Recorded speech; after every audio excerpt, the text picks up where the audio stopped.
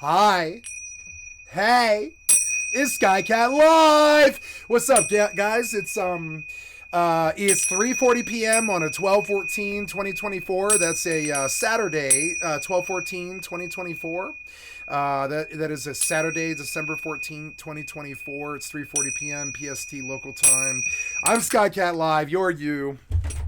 I'm gonna I'm going to be playing some Rust and some Eve and some FFXI, and I'm just here to start the video. I'm not currently streaming yet. I'm going to give it about 5 or 10 minutes, and I'm going to walk outside my base and do some incidental farming and such and stuff that we need to do. I don't really even need anything, really. I just came... so I'm going to drop it off the big face, and we'll do Rust stuff here for a little bit. Rust stuff. It's like butt stuff, but Rust stuff, you know. So, deactivate. Activate.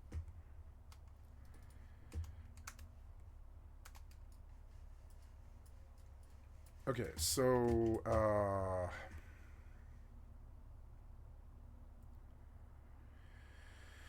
yep, gotta run my kit. Let's run the sound, redeem. Just stuff another kit away. Yes, learn this, begin research.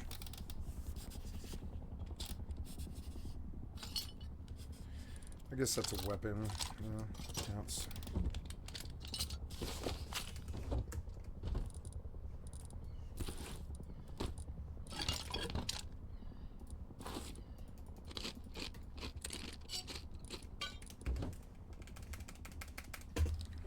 I don't intend to stay here very long. I'm just, you know, logging in, doing some work.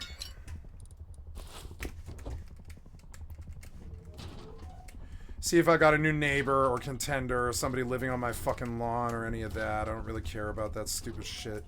They can waste their time if they want to. This heli sounds like it's right outside, so I'm just gonna secure that I live here. These fucking assholes.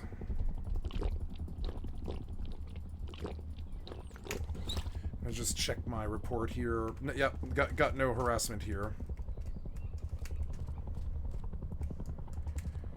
Okay, looking around the house. Good, we see metal nodes right there. That's exactly what I need. Yeah, let's like locate the heli. The heli's over there by the swamp. My neighbor's gone, and we don't have any contenders here. They can see that I might not even show up for like show up to show that I'm here for even like 2 or 3 days, right?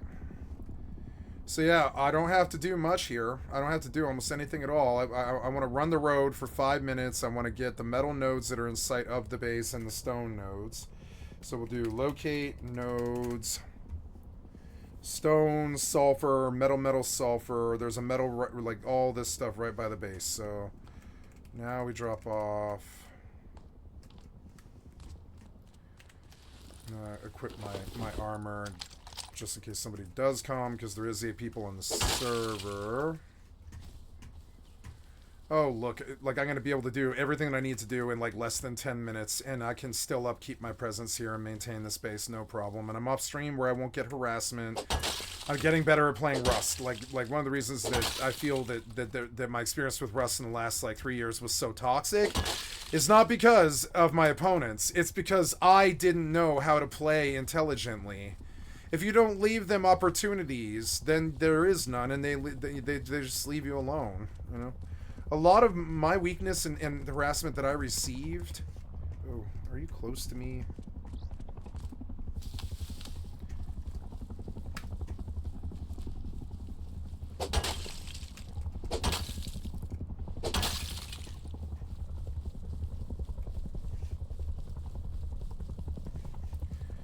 There's a metal node over there, but I don't know. I'd rather go to this stone, I guess. To watch that heli because I don't want to get shot here.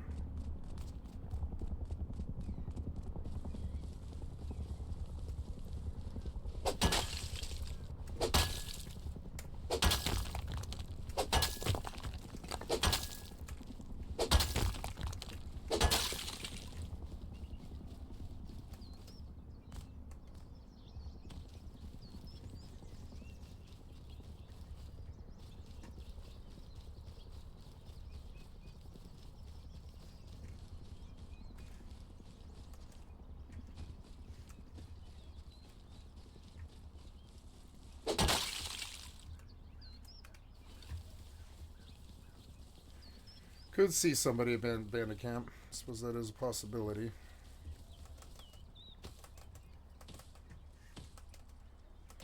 I just want to kind of check on the progress of my neighbor over there. Yeah. Oh, no, that's not him. Where is this? He's, like, over that direction. I have too much, however, to, like, go over there with it if they happen to be outside or if I catch a gank. I'll be rather upset because I do have, like, a lot of stuff. So we're going to locate nodes one more time. Just make sure I'm not missing anything. There's 3 sulfurs that I can grab before I leave the base. I don't need these sulfurs, but it is XP. And XP is always good towards the goal. I mean, yeah, look, there's a lot of nodes here, and that's what I'm looking for. I mean, it's 5 sulfur nodes. I might as well. If I were to say pull a satchel, it's happened before. Sometimes the difference between staying on the server or not for that wipe has come down to whether or not I chop sulfur that wipe. It has come down to like where it's like a couple of times now where like I needed to get through like 2 doors to a tugboat or something like that, or a 1x1 where they've stuffed all of my loot after they raid me offline or something like that. And so I've learned to just chop the sulfur and let it decay when the wipe ends, then to not chop the sulfur at all, because A, you get experience, B, it opens up options like bullets and stuff that you may not always have. You know, if you're playing kind of lackadaisically and slow like me, and coming in every once in a while, not really playing like every single day, sulfur might be useful for stuff like bullets. Like when you really don't feel like going out and getting it, it's nice to just have it. There's a lot of nodes over here. It's good. I noticed that it only marks like 5 nodes though, which is annoying. Yeah, I mean, I'm fucking rich. I need to go home. I'm like rich, even by like normal standards. I'm like rich. I need to go home. I've caught so many twofers on metal frags and stuff that like this is now a significant amount of loot, and I need to go home. Okay, that's all we needed to do this direction. Plus, taking all this sulfur out of this area, that can only benefit me, because if there's somebody living nearby. This is like the sulfur is their liquid towards the, or sorry, is their gasoline towards the car that is raiding me. So if you remove the fuel that they need to run their raid machine, they can't run their raid machine. So one of the ways you can do this is just, you know, religiously take all of the sulfur in the area and just check every nook and cranny. Get really good at searching corners of the land and seeing corners of rocks and stuff like that, like I've gotten over the years after, you know, farming so much. And you can pretty much cleanse the entire area of sulfur and leave nothing left. And this can help protect you. It won't stop a raid if they really want you, but it will slow it down if you take all the sulfur out of the fucking area. This bear feels like he's on a direct, like, collision course with me. Yep, up. Get inside before the hell he kills me.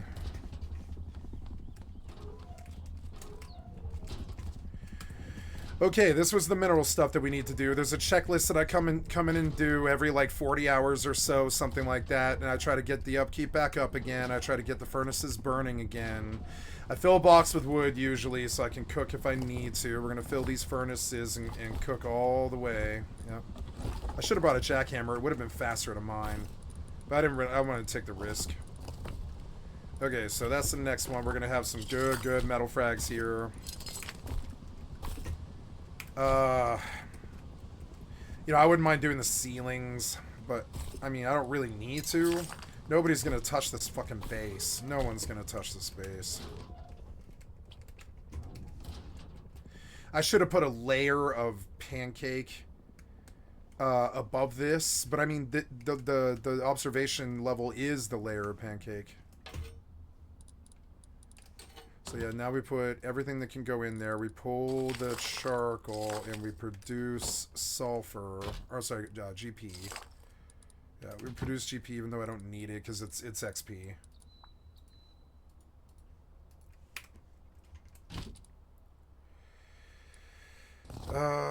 Yep. And nice. And we got some sulfur there. Got some sulfur income. Got some charcoal and stuff. Oh yeah, I'm sitting at the vendor and I need to maybe use it. No, I'm out of stuff. Okay, so I have nothing to mail, which is good. So I'm going to log over. Toss the spear. The light can go on the wall.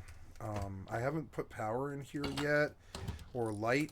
And I suppose that is something that we could do. There's nothing really stopping me from doing that. Nice, you can put sulfur back in the big boxes again, because that was probably an unpopular change. Sulfur takes up a lot of space.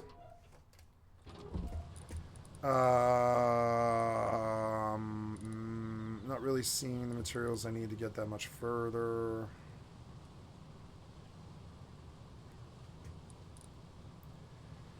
I need to research the ladder.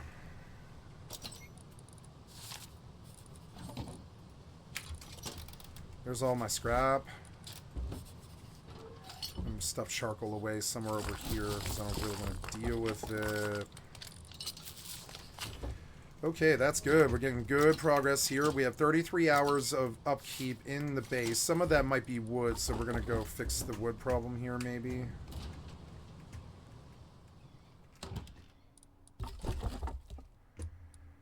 No, it's not wood. It's stone. Yeah, maybe I have so much metal now that I need to reduce. So we will. And that's all right. I wouldn't mind doing the roof. There's nothing, no, like, it's an appropriate time now to do it because I have so much that, or well, not the roof, but the walls, really. Yeah, we're going to remove these walls.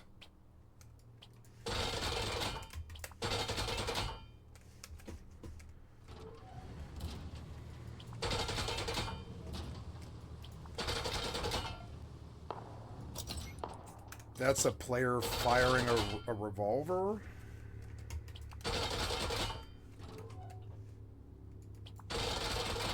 Let's see if he shows up on my report.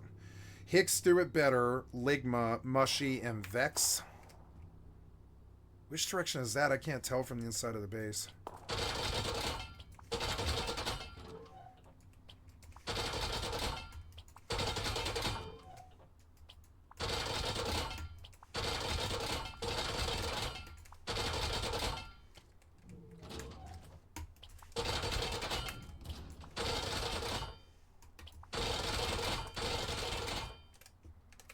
This is all of that metal.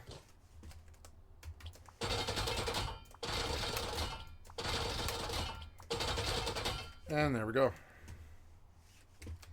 Yeah, look, I pulled the perfect amount too, right to the metal almost. It's weird. I've gotten really good. Well, not. I guess I did miss one. I missed one.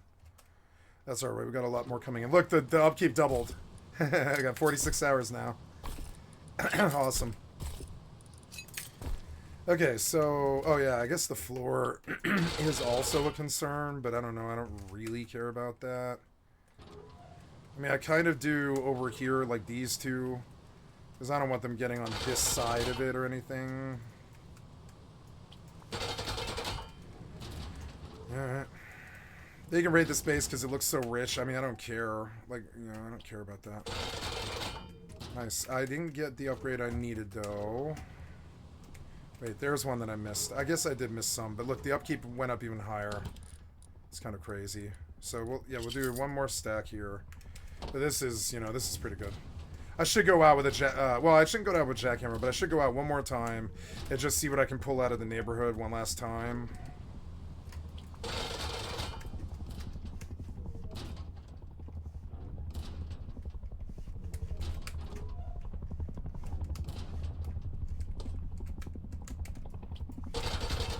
Okay, there it is. The entire part of the base that matters is metal.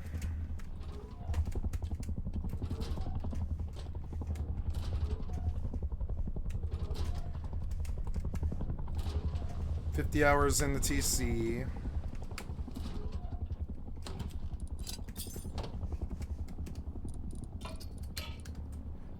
I think I'm gonna go run the road.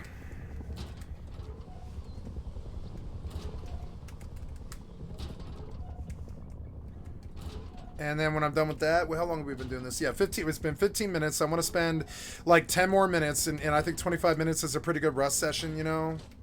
And I don't want to be off stream that long anyways.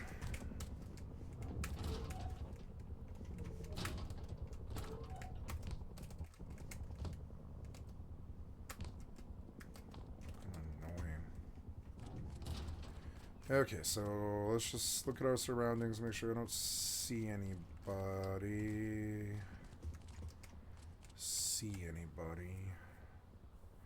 I could seal this now.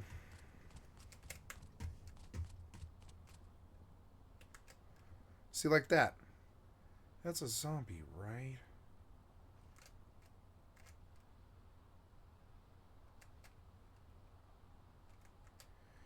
It doesn't look like a zombie.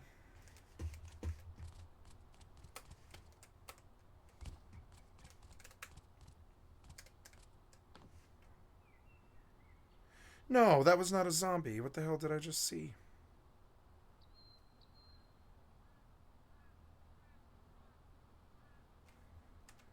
Check the names. Yep, all the same. All the same. Why do they all have weird, demented, dumb fucking pictures? Weird generation, man.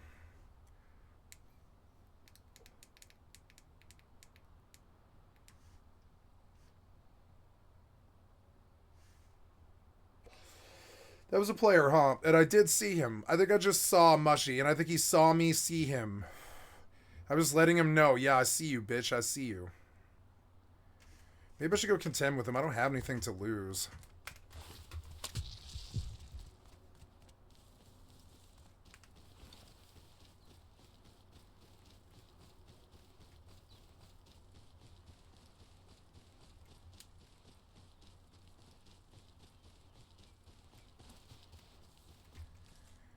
No, there he is. It's a scientist. I thought that was a player, but no, it's a scientist. It's a scarecrow. The way it moved, I was like, it looks like AI, but I don't really know. Let's go see the neighbor.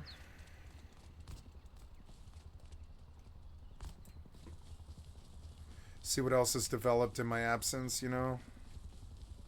See what the competition is.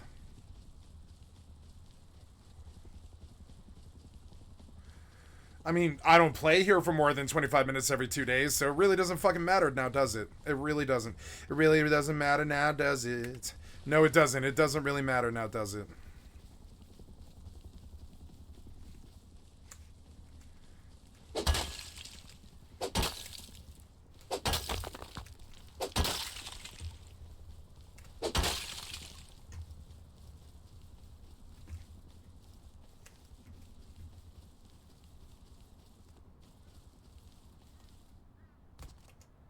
Oh, these guys were raided? No, this is new. So there's been a lot of bandit camp contention. And, oh, that is a player, and he is running up to that base. Yeah.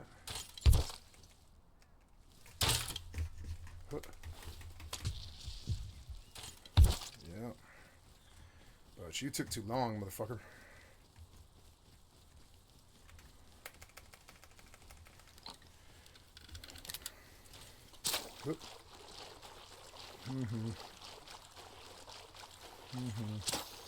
You suck, bitch.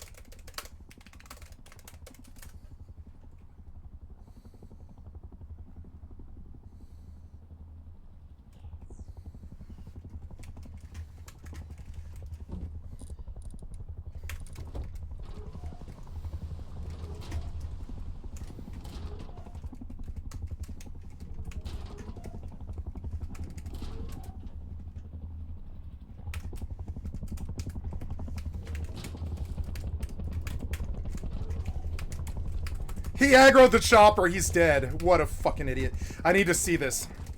I need to see where it's shooting. I need to see where it's shooting. He aggroed the chopper. He's a fucking idiot.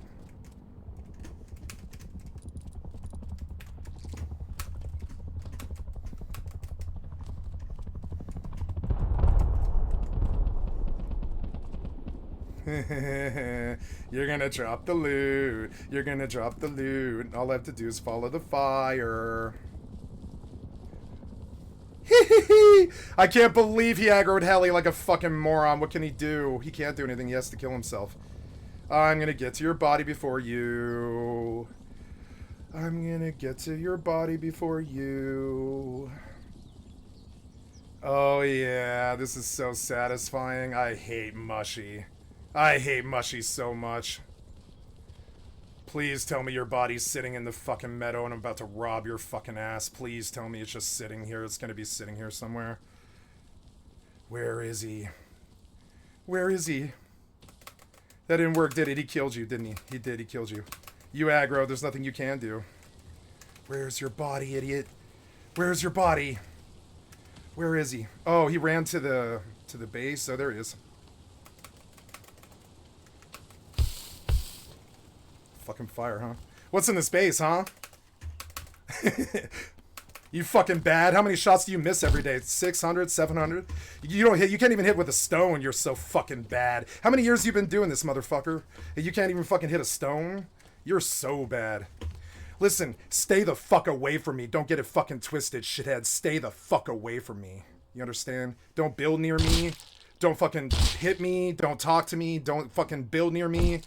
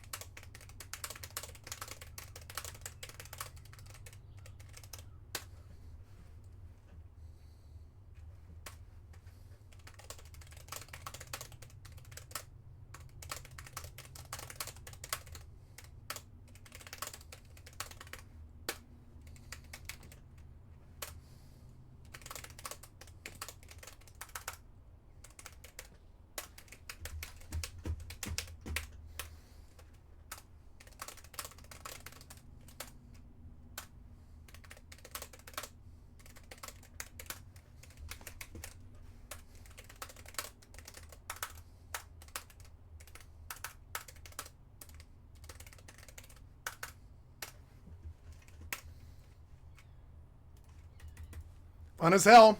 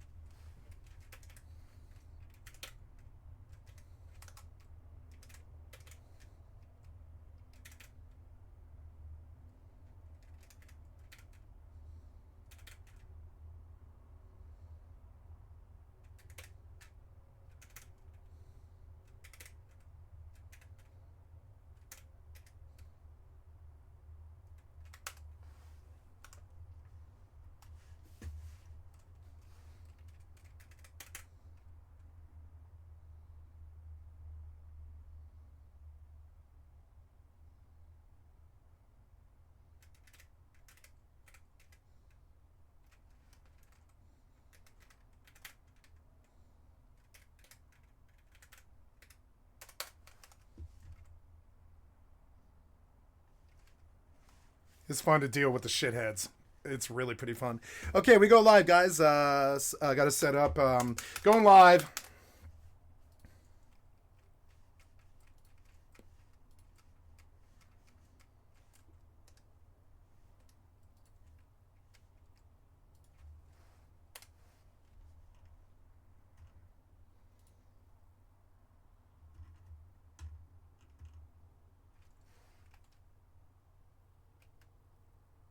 I don't want to do a category. I play so many games I don't need to. Okay, so we are going into... let's go to Mortal and play Mortal. That'll be fun. Come in on FFXI and Eve. The stream will start here in 40 seconds.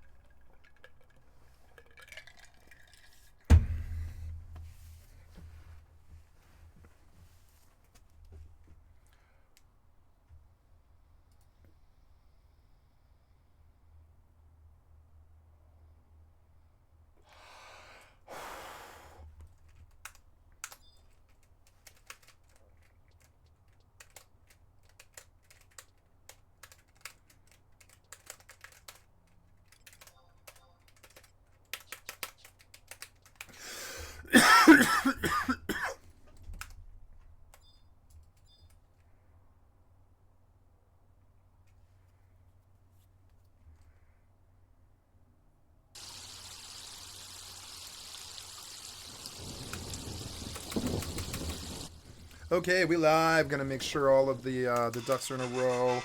Public, excellent. 12:14, very good. Skycatlive. We live. We live. We're going live. The video has been going for about 35 minutes. I spent about 10 minutes longer on Rust than I wanted to because of a piece of shit hacker Rust infestation. But that's what happened to Rust. It used to have 2 million players, but now it's down to 70,000 because of pieces of shit who ESP aimbot hack all day. And I just ran into one of them, so I tore him a new asshole for 10 minutes. Worthless piece of shit I've been dealing with for 3 fucking years who sucks my dick every single time I come on the server. And reasons like this are why I will quit Rust in the end. Worthless pieces of shit like this who show up at your front door inside of 30 seconds and they think that you don't understand or that you don't know what they're doing or that you're not as good as them. But no, you constantly slaughter them anytime it's an actual fair fight and they don't have any skill or whatever. It's kind of insane. So I just spent like 10 minutes telling him, you suck dick, you better not be with them, you'll catch a federal in a state case, all this other stupid ass shit.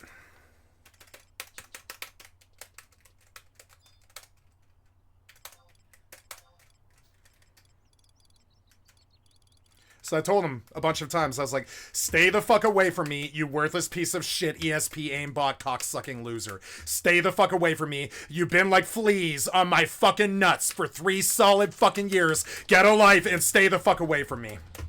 Don't be at my front door within 3 minutes or whatever of me logging in. No, my dick's never gonna be in your fucking mouth. Suck my fucking dick, you fucking worthless piece of shit. You're the reason why the population has died from 1.2 million to 70,000. Your game's gonna die worse than Eve, and it's because of pieces of shit like you. You suck dick. Talk to me in a year. Stay the fuck away from me.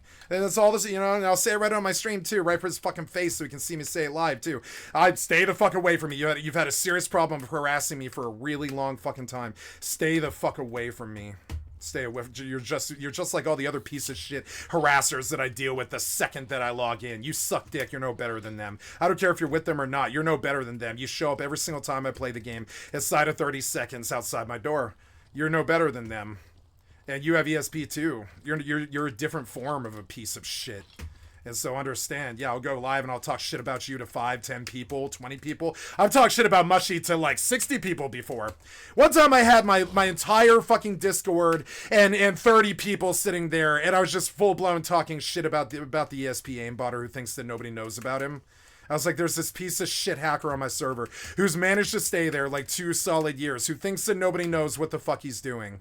But it's so goddamn obvious. It's like you farted in an elevator, and then you're like, who did it? Who did it? And it's like, motherfucker, I know aimbot ESP when you locate me in the motherfucking dark and shoot me in the fucking back of the head. Trust me. You want to say it's your skill, but no, you've been riding cheats for years. I'm not dumb. Just like most of the other pieces of shit who play Rust. Don't fuck with me, asshole. Stay the fuck away.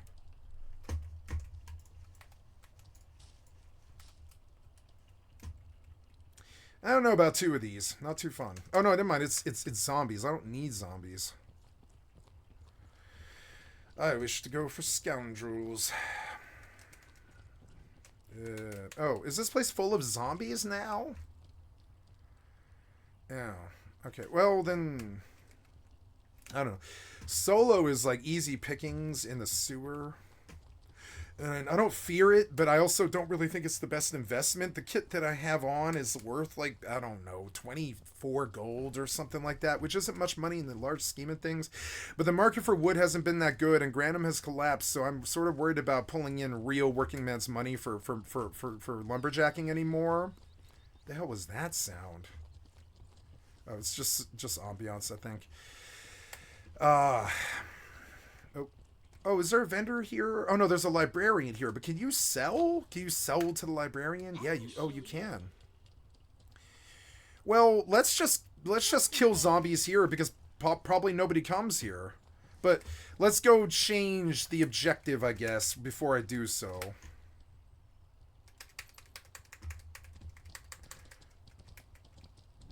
Like, say what you want about Mortal, and it's only got 300 pop, or something like that. Like, literally, there's Rust servers with more people than this entire game, right? But I will say this, almost never do you get harassed within 15 minutes of getting on. It's just not like that. It's just, it is a superior game in that respect. It is superior to Rust in that respect, because for, like, the last goddamn fucking 2 years, inside of fucking 15 minutes, whenever I fucking log on, I immediately see harassment. Immediately.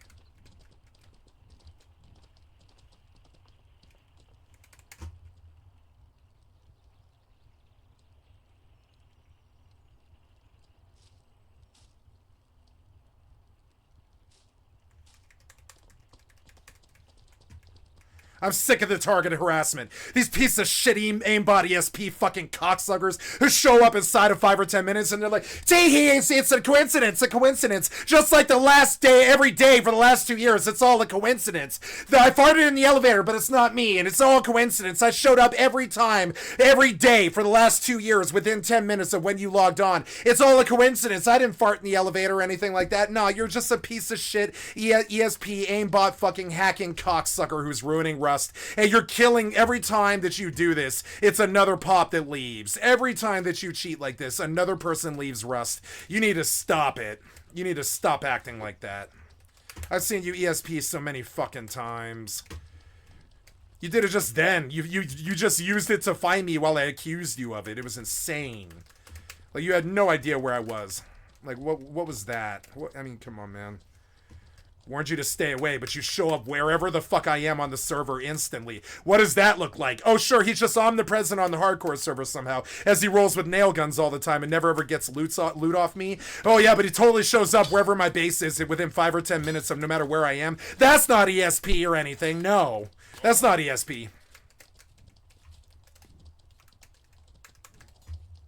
That couldn't be an ESP or anything. For every day for 2 years. You know what I'm saying? That's not ESP or anything. He's been here for 3 years, so let's just not kick him. It's fine. He's been here for 3 years. It'll break his heart if we kick him, so we just let him cheat. I hate admins. I fucking hate admins. I hate the developers. I hate the admins. This problem falls on the admins, too. It falls really bad on the admins. It's fucking annoying. Every time they let one of these shitheads just abide for 3 years, because they're just like, well, he's been here so long, it'll crush him if we kick him. And it's like every time that they act like that, it's admin abuse. They need to protect my interests. I paid for their fucking product. They need to protect my fucking interests and kick this cheating asshole who I've fucking like accused of hacking like 225 times or something like that. Because he shows up wherever I am all the time. It's a hardcore server. You can't do that without cheating. It just doesn't work that way. He shows up wherever the fuck I am, like all the other ESP aimbot cocksuckers who harassed me for the last 3 years. You know what I'm saying? Oh yeah, I'm sure that you didn't fart in this elevator that we're standing in, and it's just you and me, you know. And I know I didn't fart, but here you are, you're telling me you didn't fart. It's just you and me. Well, I'm very aware that you've been farting in the fucking elevator for 2 years, and I try to get you banned for it, you fucking cocksucker. I hate these pieces of shit. They ruined Rust. They ruined it.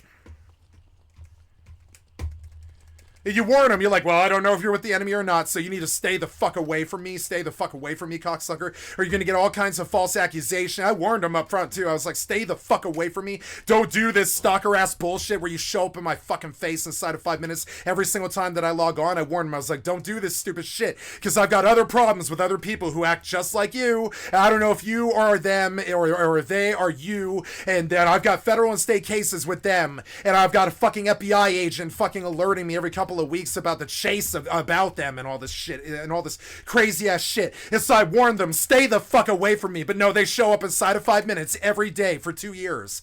It's this targeted harassment. It's just as bad as ESP aimbot. I can't prove he has ESP unless I'm looking over his shoulder on his computer. But I can prove targeted harassment for 2 fucking years. That's a VAC ban. Lose your game, shithead. The only reason you haven't lost your fucking games is because the admin is either absentee, loves you, is in cahoots with you, or just doesn't want you, or is just too much of a pussy to fucking kick your worthless cheating ass. And even if you aren't cheating, it doesn't matter. You're still committing targeted fucking harassment. You don't deserve your copy of Rust or the thousands of hours that you waste away sucking dick at the game and losing every fight that you enter. I don't know why you play this game. You lose every fight that you fucking get into with me. It's fucking weird. I lost those fights there because it's spear versus revolver or crossbow versus revolver. But anytime there's been a real fight, I fucking stomp your worthless ass whether you're cheating or not. And so stay the fuck away. It's a simple lesson, shithead. Stay the fuck away. It's fucking simple. Like everybody the fuck else. Everybody the fuck else needs to stay away too. Stay the fuck away. I have PTSD. I warned you every single way from Sunday to stay the fuck away. You violated it and you are targeted harassment now. You show up every single fucking day. You don't raid me. You don't kill me. You don't do anything. You just harass me. That is targeted harassment. It's bullshit. You pieces of shit like you kill Rust. I mean, this is why we get off your game. This is why the concurrent, shall we show you what happened to the concurrent after pieces of shit like you ruin modern PvP. And stalk and harass and ESP people and all this shit. Look at what happened to the fucking pop. You can see it. It dropped from 100 million to like 4. And every game that these pieces of shit infest with their bad manners, their harassment, and their targeted fucking abuse, and their bullshit, and their ESP, and they're trying to hide in plain sight, and all their cocksuckery, and all this shit, and hiding on dead servers so they can get away with it, and all the stupid ass shit that they do. What did they do? They killed the population down.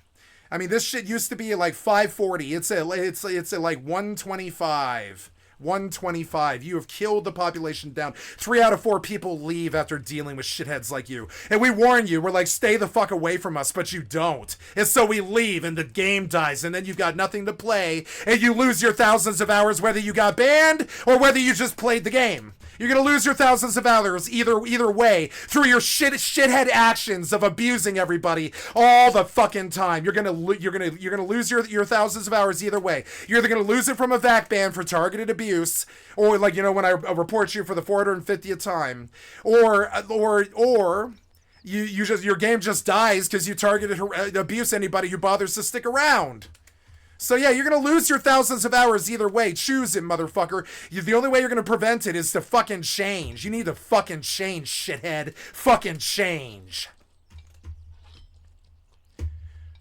I'm not your fucking enemy. Leave me the fuck alone. I'm a rando. Leave me the fuck alone. Your piece of shit targeted harassment every single day can suck a fucking dick. I go on the server for 25 minutes and I have a fucking Hatfield and McCoy with you because you suck on my dick. You're the fleas on my motherfucking nuts every single day. You're one of the 7 or 8 people that comprise the fleas that ride on my motherfucking nuts every single day.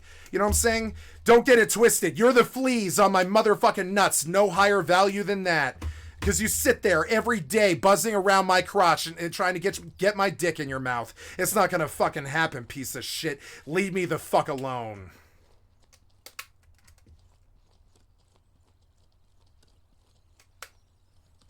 Tell you just like I tell the pieces of shit in real life who harassed me. I put one of them in jail for 2 years, and I'm fixing to put some other people in jail over it too. And like, fucking understand, motherfucker, I'm not the one to fuck with. I'm not the motherfucker who would drink the milk when it goes sour and you target or harass somebody for 2 years. I'm not the type. I'll fuck you up, you understand? Stay the fuck away.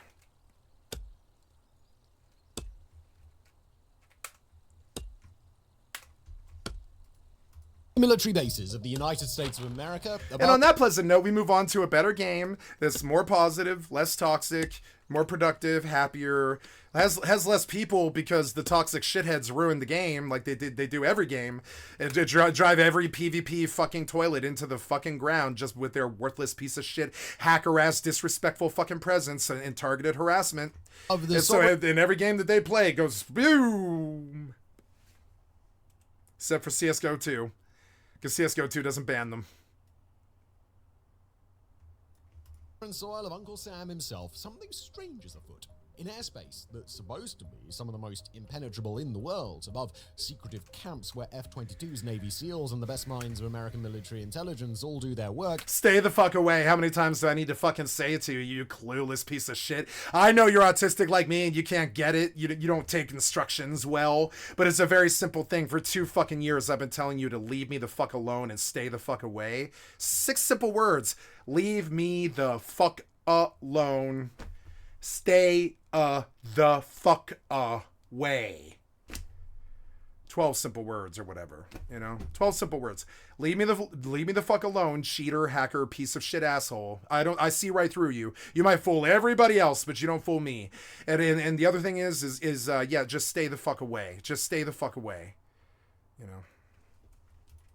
Infiltrators move through the I've told you so many times, stay the fuck away from me. skies entirely unopposed. These infiltrators are drones, some, no doubt, belonging to hobbyists or the curious public, but others, quite possibly, with a far more nefarious purpose. They're not coming in ones or twos, but in the dozens and the hundreds. Yet according to every public account of the situation, the American military remains utterly unable to identify their source or to shoot them down.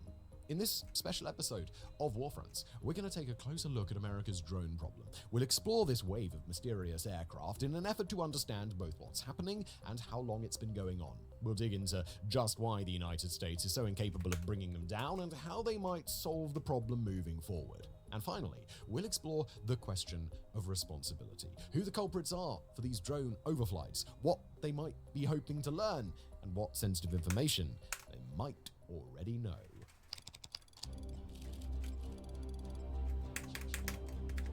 The first time that most members of the American public heard about the drones was on October the 12th, 2024. On that day, a trio of writers from the Wall Street Journal published a report that laid out one particularly concerning series of incidents. Quoting the article title here, "Mysterious drones swarmed a US military base for 17 days. The Pentagon is stumped." The report turned back the clock to December of 2023 when the US Air Force's then leader, Air Combat Command General Mark Kelly, visited Langley Air Force Base in the city of Hampton in the US state of Virginia. General Kelly, by the way, has since retired. It wasn't the first time the general had visited Langley by any means. After all, Langley is among the most important military assets on US soil. It's here that the United States keeps dozens of its super-advanced air superiority stealth fighter, the F-22 Raptor. It's the headquarters of the 480th Intelligence, Surveillance and Reconnaissance Wing, an exceptionally important group that operates the Distributed Common Ground System, also known as the Sentinel, a unit that churns through incredible volumes of satellite imagery, signals intelligence, and cryptologic intelligence each day. It also happened to be the headquarters for General Kelly's own Air Combat Command, the organization that's directly responsible for providing combat forces to the Air Force, including 48 squadrons of fighter jets, 9 squadrons of attack aircraft, and a whole lot more. The most important thing to understand here is that Langley is really, really important to the US Air Force. But it was at Langley where the US was facing a new and unforeseen challenge.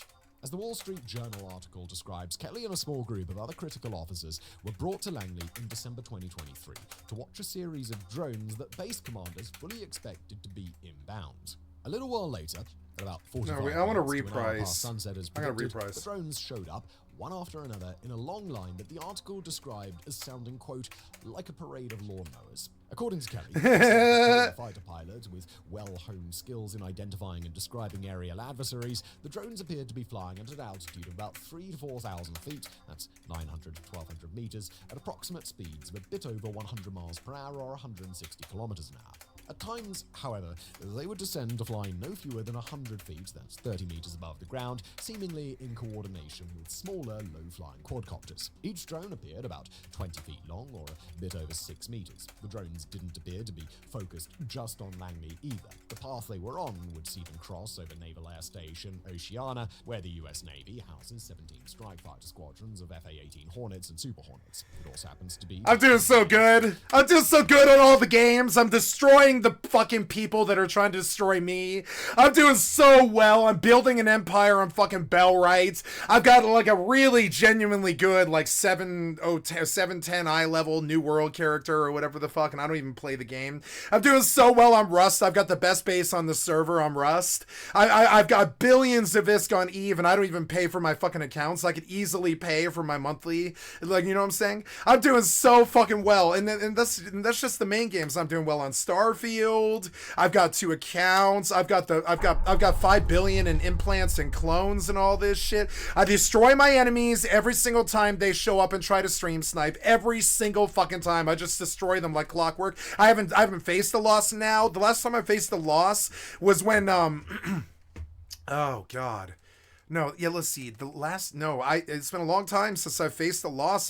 Maybe my memory's selective, I must admit. But I can't remember the last time I actually lost something of note to any of these pieces of shit who harass me at all. Like, in the last 3 days, I've killed them 5 or 6 times, but I've not lost anything. I guess I lost a revolver this week. Like, a revolver. To most Rust people, that's like water. That's like honestly, they think of cloth being more valuable sometimes. It's kind of funny, and it's like I'm doing so well. I'm destroying my fucking worthless piece of shit hacker enemies on Rust. I'm staying the fuck away from them on everywhere else. I have good friendships. I've got good family. I've got good best friends. I've got a good woman in my life. I've got everything that I fucking need. My life is going so fucking well. I love it. Like, living well is the best revenge. These worthless pieces of shit have been harassing me for so fucking long, no matter what I do every single fucking day. And it doesn't matter. Living well is the best revenge. I can just show them right live on motherfucking stream. I can just show them live on stream that today is the best day of my motherfucking life. Yes! That actually is. You know, I watched a really genuinely good documentary today. Or not today. It was, today being 3 in the morning or something, or whatever it was. No, it was like 5 in the morning or something like that. At 5 in the morning, I watched a really good documentary today called The Kings of Tupelo. And the Kings of Tupelo, excuse me. The Kings of Tupelo is actually really fucking good, and I meant to look into it on YouTube today. It left me in a really fucking good mood, because I thought I had the worst life in America. Maybe not the worst one. There's people on Skid Row who die of junk and stuff like that, but I'm talking about people who have been ostracized by their own American government. I thought I had been the worst one, and I mean, I knew that wasn't the case. There's people who are probably in Guantanamo Bay who shouldn't be there and stuff like that. There's, it's just not true. Mumia Abu-Jamal had it so much worse than anything I've ever faced. It just felt bad. 30 years of it felt bad. 30 years of persecution from the system felt so bad that I really resent them the way that Ted Kaczynski resented them. I really, or the Granby tank guy. And there was another guy like this. Okay, I'm gonna try the Tupelo Kings synopsis, right? I think is what we're looking for. So Yeah, entertainment news, right? This was really fucking good. Now, before we ruin it by watching this e-news thing, this is a sneak peek, but I don't think I can do this without DMCA. I think I can probably do the WTVA 9 News thing. This was probably fairly big news and stuff. So we'll pull the wiki, which is the best way to get the information. The Kings of Tupelo, right? It like just watching this documentary made it like the best day of my life almost. You know, it is the best day of my life. It actually really is. I talked to the woman that I love today. I did things for my family today. We took wind damage on the property, so I spent 3 hours dealing with wind damage today, and it feels really good. Afterwards, it feels really good. I did something really solid for my fucking community today, and I put in like hard blood, sweat, and tears today. Did shit that I didn't want to do and rebuilt a greenhouse and stuff like this just for my community and my family. And I don't need to do that. I can pay other people to do it, or I can, well, not pay other people, but we have friends who will take like small amounts of money to help us with stuff like this. And it doesn't matter, like, it doesn't matter, like, I still did it. I just did it. I wanted to do it out of the goodness of my heart. And I'm bragging about this because I often don't have the time. But it's like, so today really is the best day of my life because so many good things happened. It doesn't matter that the pieces of shit show up and try to shove their loser ass lives into your fucking face. It doesn't matter if that happens. You're still living really well. You're still doing so fucking well, right? So yeah, here. So Time Magazine probably sums up the story probably the best, honestly. They probably condense it the best because I'm scared of mangling it. But before we do this, I don't want to ruin it for such. I want to try and take a stab at trying to do the synopsis myself because it was so fascinating, right? And I'm going to try to tell you this story before we read the actual synopsis, right? There's two brothers living in Tupelo, Mississippi in the 80s. They're Elvis impersonators, and they have a duo called, I don't even know, Double Threat or something, Double Threat, something like that. And they were the only two brothers who were really good Elvis impersonators that invented the Elvis Presley fan club in Tupelo, Tupelo, Mississippi. And Tupelo, Mississippi is very famous on the world map because it is the hometown of Elvis Presley.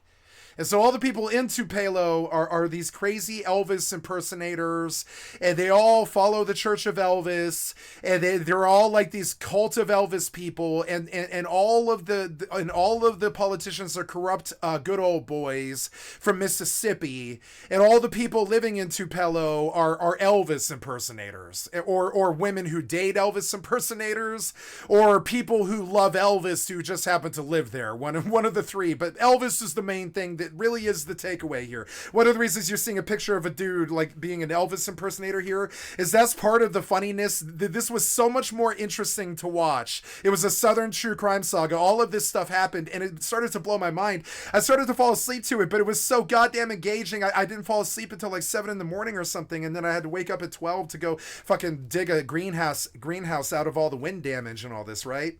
But the story of this was like the most interesting story I had ever heard. They don't make stories like this in video games, or video game stories would be interesting, but trust me, true life stories are always way more interesting, and I'm going to try and do the synopsis myself. So we have two brothers who have an act with a lady being Elvis impersonators, and they get famous, and they tour the world, and they get successful. One of the brothers marries the wife, and they get in a tiff over the wife because the wife leaves one brother for the other brother. And the reason that the wife marries the first brother, and then she leaves the first brother for the second brother. And the reason that she leaves the first brother for the second brother, and the second brother's they're both good people, but the second brother is not crazy, and the first brother kind of is. And the first brother comes by his craziness quite honestly. He gets this job after he kind of bombs out and doesn't make it as an Elvis impersonator, because none of them actually do. It's not a real job. He takes a job as a professional floor cleaner, and they're having him clean morgues, and I love this story, so I'm gonna tell it on my fucking stream. It really inspired me. It was actually the best story I've heard in like 15 years or something like that. It was really good. It was really fucking compelling.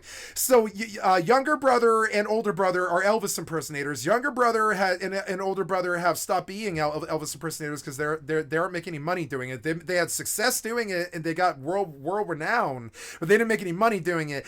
One of the brothers knocks up up the girlfriend who's doing the act with them, and they have kind of a love triangle going. And this is pertinent because it comes up later. The love triangle is part of a much higher mess, and I'm going to get to that in a second. But I think I'm summarizing this very well because I watched it twice. It was so good. I literally watched it from start to end the second time when I watched it. It was literally that fucking good. And so the brothers have a falling out because the girlfriend is pissed off at the other brother because he discovers something about the good old boys of Mississippi. And she marries the younger brother. The younger brother is working a dead end job as a floor cleaner one day that he both loves and hates. He both loves being a floor cleaner and he's this southern funny dude who has really good values and really he's kind of a deadbeat, but he has good values and stuff. He's just kind of a hapless loser. He's kind of funny, and he's an Elvis impersonator, and he was successful at it too. He made some tens of thousands of dollars doing that in the 80s, and that's more success than I've ever seen. I mean, I've made hundreds of thousands being a taxi driver over 17 years, but I mean, he did that in a couple of years. So I mean, he was far more successful than anything I've ever done as an Elvis impersonator. And I think it would insult him to say that he wasn't a good Elvis impersonator, because I believe he is rumored to be the best Elvis impersonator on the planet. So I mean, he was a good Elvis impersonator, but there's no future in being an Elvis impersonator. Nobody pays Elvis impersonators. They'll give you a free show so you can sing for the old people, but they won't pay you to be an Elvis impersonator. And so he takes a job as a floor cleaner, and he ends up taking a special job for a friend of the family, and he's cleaning a morgue one day. And while he's cleaning the morgue, he's in the fucking... And I shit you not, this stuff is really weird when it happens. He's cleaning the morgue with a floor cleaner, and he gets really thirsty. So he goes looking for... like something to drink in the refrigerators in the morgue, because he's not that smart. And this comes up later too. He's not that smart. He's got a heart of gold, and he's a very emotionally intelligent guy. And the world hates him, but he's not a bad person. But they think that he is for something else that happens, and I'll get to that in a second too.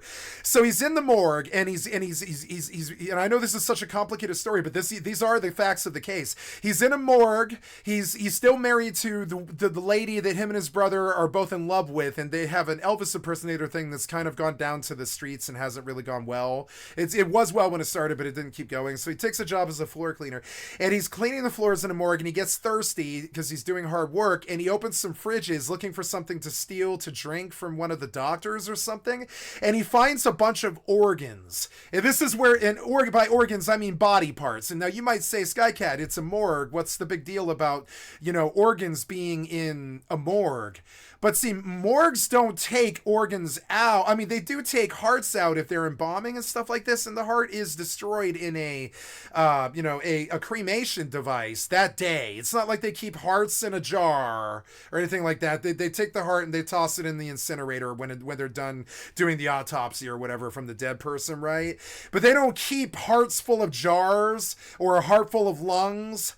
Or morgues don't keep particular body parts in jars because there's this assumption that they might be selling the body parts. It's something that we as a culture don't really want to accept, but is true. And it really it got dark. The documentary got dark for a little bit, but then it got really light again. It was kind of funny. And so it gets really dark, and they're like, yes, so this poor hapless dude, this Elvis impersonator in Tupelo, Mississippi, fucking hick. He's not a hick, but he's like kind of a dummy from a small town. He's not really very versed in the ways of the world, and he's not very intelligent, and he definitely left high school. He definitely did not graduate from high school as the level of I'm sorry, I'm telling a story so the phone call comes. God fucking damn it.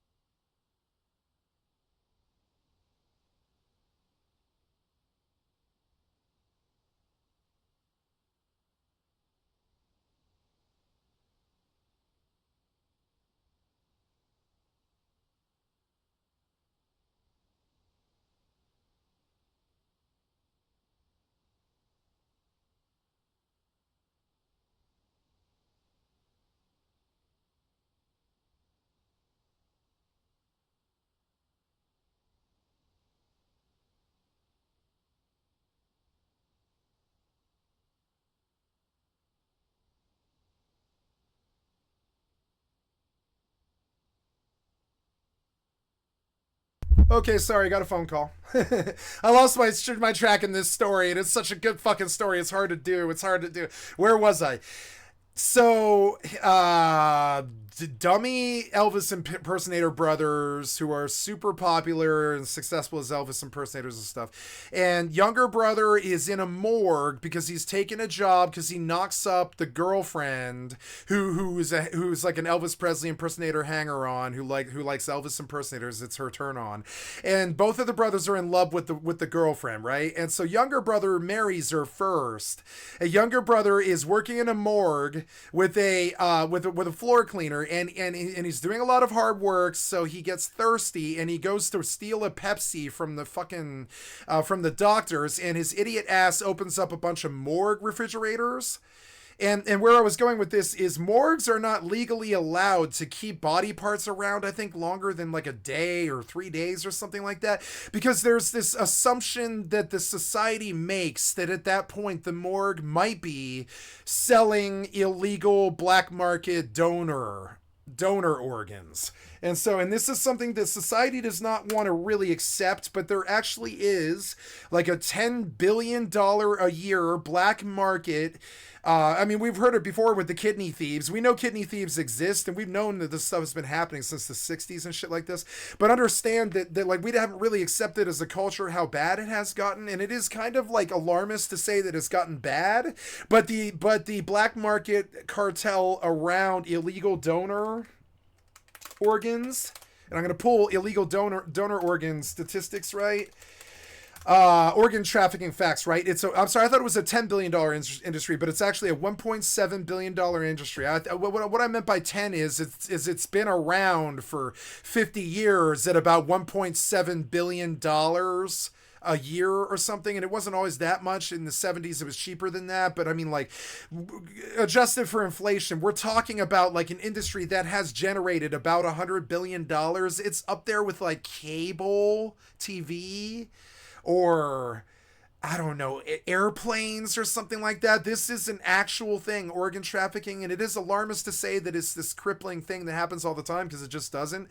But it is real, and it does occur, and there is a network of organ transplant people all throughout the entire fucking world that are kind of sewed up with Jeffries people that operate in the cabal, that made all of their good old boy money selling organs to people who desperately need them. And when you think about terrible criminal things to do that make a lot of money, I would say selling organs, unless you're killing people to get the organs, is actually pretty much the morally probably the best crime that you can commit that pays billionaire money. Right? Because there's these people who are desperate for kidneys, who just want to live, who will pay you 30 to 50 grand for a kidney. Now, if you're knocking people out in Mexico and like leaving them in tubs of ice and stealing their kidneys and shit like this, you deserve to be in jail for life, and you're a terrorist and you're fucking horrible. But if a dead person dies and you just take out their heart or their eyes or their corneas or their lungs or their liver or their kidney or all the things that people need to live, and you just sell it to somebody, I'm not so sure that's morally that bad, because the only thing that the organs were going to do if the dead person was going to retain possession of them was either end up in a casket, end up in a cremation, or end up, just in the ground, just decay to dust inside of a casket, or whatever people do with their bodies, constrained to dust to the sea or whatever, right? So there's a problem with the fact that mankind is actually fairly wasteful with its organs. And so when you look at crime, you look at selling organs as being, it is illegal, and it should be, but I mean, like, as far as crimes go, some of these people who sell organs probably view themselves as saints, as Mother Teresa, because they're saving lives when they do that. When they sell the organs to people, they're generally either saving lives or improving the quality of somebody's life so much so that person is like life bonded to them. And you could say that the black market, of all the black markets, the organ one is the sickest and scariest one. It's the worst black market, but morally it's also probably the least like probably the least worst one short of like marijuana sales or something like that, right? In terms of crime, like organ sales, especially if you get them from dead bodies, like only if you get them from dead bodies, is morally probably not that bad because you're saving a living person's life who can't get a transplant in time, and all you're doing is robbing the dead. And honestly, if you think about life, all life really is robbing the dead to stay alive. That's what predators do when they eat meat. That's what plants do when they absorb sunlight. It's just kind of crazy. It's like everything eats something else. There's always a bigger fish. And so when you think about it, there's not that big of a difference between the cycle of life itself and people selling dead organs to people so they can live. It's actually kind of crazy. That's generally how life works, actually, is other things die so that we can live. Plants and animals die so that we can eat and live. It's kind of insane. Get clothes and that kind of thing. And so plants and animals die so that we can live. I don't really see the difference between the dead body in the morgue and a dead plant and a dead corn on the cob that I'm eating at dinner. I don't really see the difference. I think they're kind of like the same sort of dead matter. The corn cob has been cut from the corn stalk and the maize, and the heart has been cut from the dead person who passed away of natural causes, is the ideal, right? Give that heart to somebody who's desperate for a heart, who might invent the cure for cancer, or at the very least just not die. So there's some people who probably really don't view organ transplant theft and organ transplant sales as that bad, but I do, because it promotes this terrible like kidney thief market where they end up doing stuff like stealing organs from the morgues. We had a horror story coming out of, I believe, like southern Mexico, where they were taking American tourists, and they were I think it was actually Tijuana, and this is a terribly racist like belief, but I believe this was a news story. Like American tourists were like waking up in the morning at like 7 a.m. and they had like stitches on their stomach and stuff, and they were like in a tub of ice because the ice would prevent their blood from coagulating and stuff, so they wouldn't bleed out, and they like wake up in a tub of ice with their kidneys missing, and all they were doing was drinking in a Tijuana bar the night before, and they wake up in the morning with their kidneys missing. And now this is a scare tactic that the conservatives use all the time, but there was cases where that happened, though. There has been kidney thieves. That it is a reality. There's been many documented cases of kidney and organ thieves, and we can look at the statistics of it. What is organ trafficking, right? When a patient suffers from organ failure and all medical interventions have been explored, an organ transplant can be the only way to stay alive. This initiates a search for compatible organ donors. See, these people say it a lot better than me. Living donors are often family members. They elucidate it better than me, or close friends. Organ donation can also come from a deceased person who has left documented consent to be an organ donor, right? So where we get this story is poor hapless hick is probably drunkenly cleaning floors in a Mississippi morgue in Tupelo, Mississippi, where Elvis was born. And he stumbles across a bunch of Petri dishes with organs in them. And he is shocked by this. And then when he goes plumbing he's like, well, it's a morgue. But then I believe he plumbs the hole in the floor. And down there's discarded organs. And he's like, what the fuck? That's not proper morgue procedure. Why does the morgue have like 50 fucking body parts just lying here? I mean, morgues remove hearts and lungs and stuff like that, I think. And sometimes they even do transplants, I think. But no, maybe that's all doctors. I don't really know the whole organ industry or whatever. But understand, it's improper for a fucking morgue to have like 50 organs just lying around in their freezers. And so this scares the living shit out of the guy, because he's trying to go for a Pepsi so he can not be thirsty while he's washing a morgue floor as a brain dead lower class wage serf like me. And he discovers pretty much the most horrible thing that any Americans ever really discovered, which is kind of crazy. I hate to say that. Maybe Jeffrey was worse, or the fact that we dropped the bomb without the public's permission or stuff like that. There's been other really bad things in America, like George Bush crashing planes into the building and then detonating thermate to take down the Twin Towers and all this. And I mean, what hit Tower 7? Nothing. But it burned burnt to the ground and all this other shit. And so, you know, and so we have had terrible, terrible times in America, but this poor hapless dude in Tupelo, Mississippi, and now this, and I suppose it should be mentioned that this is the number 5 Netflix documentary in the world right now. It's the Tupelo Kings. It's doing better than that tiger story. Remember the Tiger King? This is the Kings of Tupelo. It hit like 3 weeks ago, and the world's waking up to it today. It's twist after twist after twist. It's like the best documentary I've ever seen. And look, it's taking me 2 hours just to cover the subject content. So we're in the moment, right? I realize that I'm keeping you dangling, but that's my motherfucking job. I'm a streamer. I'm keeping you dangling, telling the fucking story, right? So the guy's in the morgue. He goes for a Pepsi. He goes to steal Pepsi from the doctor or whatever, and he figures out that there's all these organs in these fucking things. So he goes and asks the morgue owner, who just happens to be the state senator. And I forget his name, but you're gonna hear that in the story. It just happens to be the state senator, and he's like, "So I found a bunch of organs in your fucking morgue, and it scarred me for life. And I need to know why you're keeping like 50 fucking organs in this fucking morgue. I mean, aren't you guys dealing with dead bodies? Don't you inter bodies in the ground and burn bodies and stuff?" And the senator has the big 3 mortuaries in the fucking town, and he's also the senator of the state of Mississippi, and I forget his name, but that'll come up in the synopsis that I was reading in a second, right? And so the senator had built a bill that allowed organs to be transplanted to the people. But you know, when you sign up for a driver's license, they ask you, would you like to donate organs if you die in a car crash? That kind of thing, right? Which is kind of like a hint that you might die in a car crash if you go driving a car. It's kind of funny, but it is true.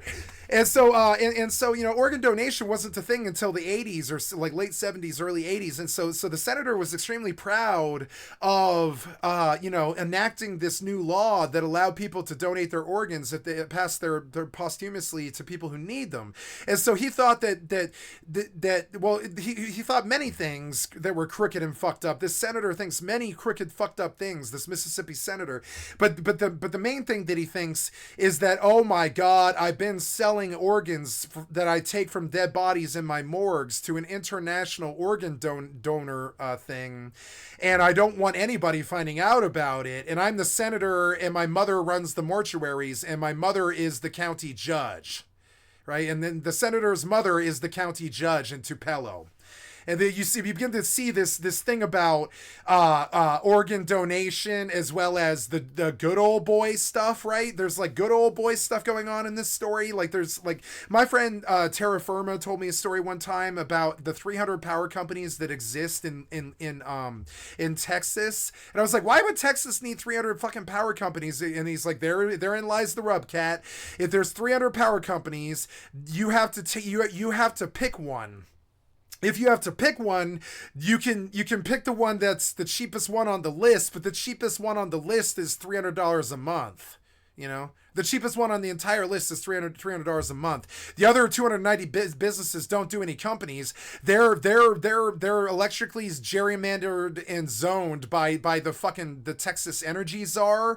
And the Texas Energy Czar owns 300 power companies in Texas, but he lives in Louisiana. He's on the Texas Energy Council. I forget his name, Ted something or another. And so my friend Terra Firma lit me up to literal fucking electric gerrymandering.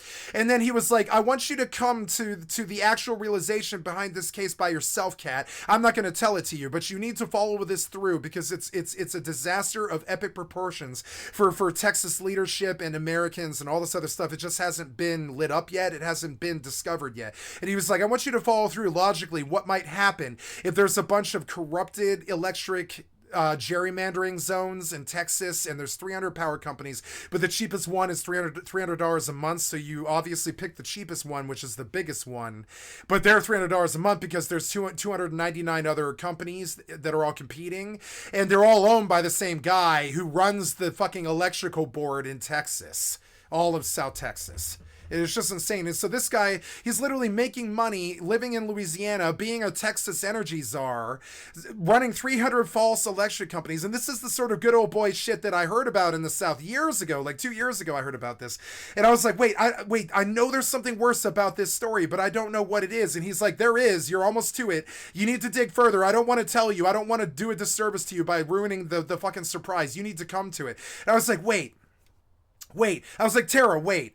I remember about a year ago that Asmongold talked about how he almost froze to death in Texas. And he's like, you're right, you're almost on it, you're on it, follow it further. And I was like, wait. So Texas had that terrible storm 2 years ago in 2022 or 2021, something like that. I forget which year it was. And I was like, I remember that. Didn't like 85 old people die because they didn't get the heat that they needed? And he was like, you're on it. You got to it, didn't you? And I was like, yes, I see it. You're telling me that the energy czar who runs the election gerrymandering got 85 Americans killed. They froze to death in winter because he shut off the power because he's corrupt and he just wanted to shut off the power in the middle of the winter so he could raise the prices. And he was like, yes, that's what he did. And I was like, I'm alerting the media right the fuck now. And he was like, please do. We've done it many, many times. They don't give a shit. They don't want to fuck with the good old boys down here. The good old boys are so entrenched that nobody wants to even remotely light them up even. Nobody even wants to whistle blow them because they're so deeply entrenched that when this happens in this story of the Tupelo Kings as well, they're so deeply entrenched that when they go to fuck with you, they just have their family member who is the count magistrate or the county judge just throw you in jail. That's what happened in this story. It was insane. And so now we're gonna do Time's synopsis of this whole crazy story because they're gonna stick to they're not gonna meander like me, right? They say on a peaceful day in 2013, Paul Kevin Curtis, and that's the younger Elvis impersonator who discovered the organs in the market, right? So I guess I'm gonna finish my synopsis first though, right? Because there is another whole shocking side of this.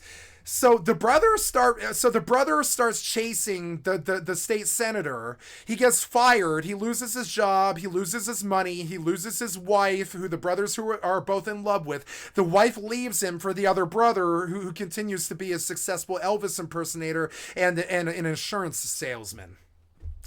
The older brother loves the younger brother, but he considers the younger brother crazy because he thinks that because the younger brother was drunk and did a lot of drugs and dropped out of high school and all this crazy shit, that the younger brother, his testimony can't be counted on.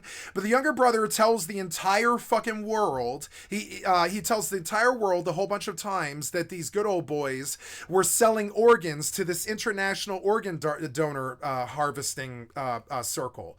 And now he goes to the internet to get his information, which was a problem.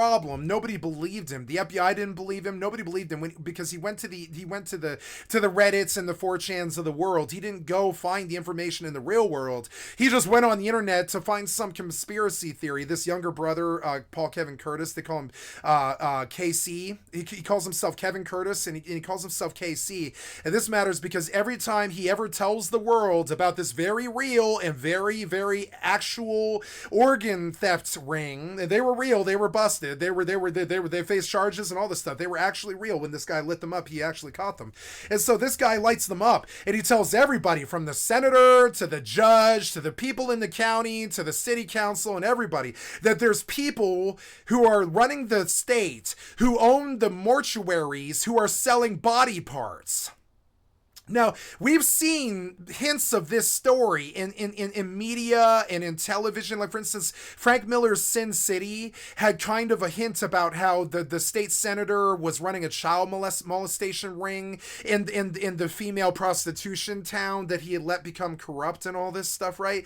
We've seen hints of this story, and I'm certain that the Sin City's main drive behind Frank Miller's writing was actually this story of the Tupelo Kings, because it happened in, it happened in like the early 90s, but they didn't bust him until 2013 and stuff. So Kevin Curtis discovers that there's these organs, and then he doesn't know why. And then the people on the internet tell him, they're like, yeah, there's this dude, Masterson or something like that. He runs the entire southern side of America's organ harvesting, and he kills people's families and steals their organs and all this crazy shit. And so this blonde lady on the internet connects with Paul Kevin Curtis, who's now lost his wife, because the minute that he tells the world, he blows the whistle on this organ harvesting donation thing. He's the shitty janitor who stumbles on them stealing organs at the fucking morgue. He's the shitty janitor that stumbles on it and blows the whistle, right? That's literally who he is. It's insane. And so the whole world's response to this is the senator's like, no, you're trying to prevent organ donation. You're trying to kill my bill for organ donation, so I'm just going to fight you to the nail. You're a liar. Fuck you. And the senator is also selling the organs, and so is his mother. And the mother is the county judge.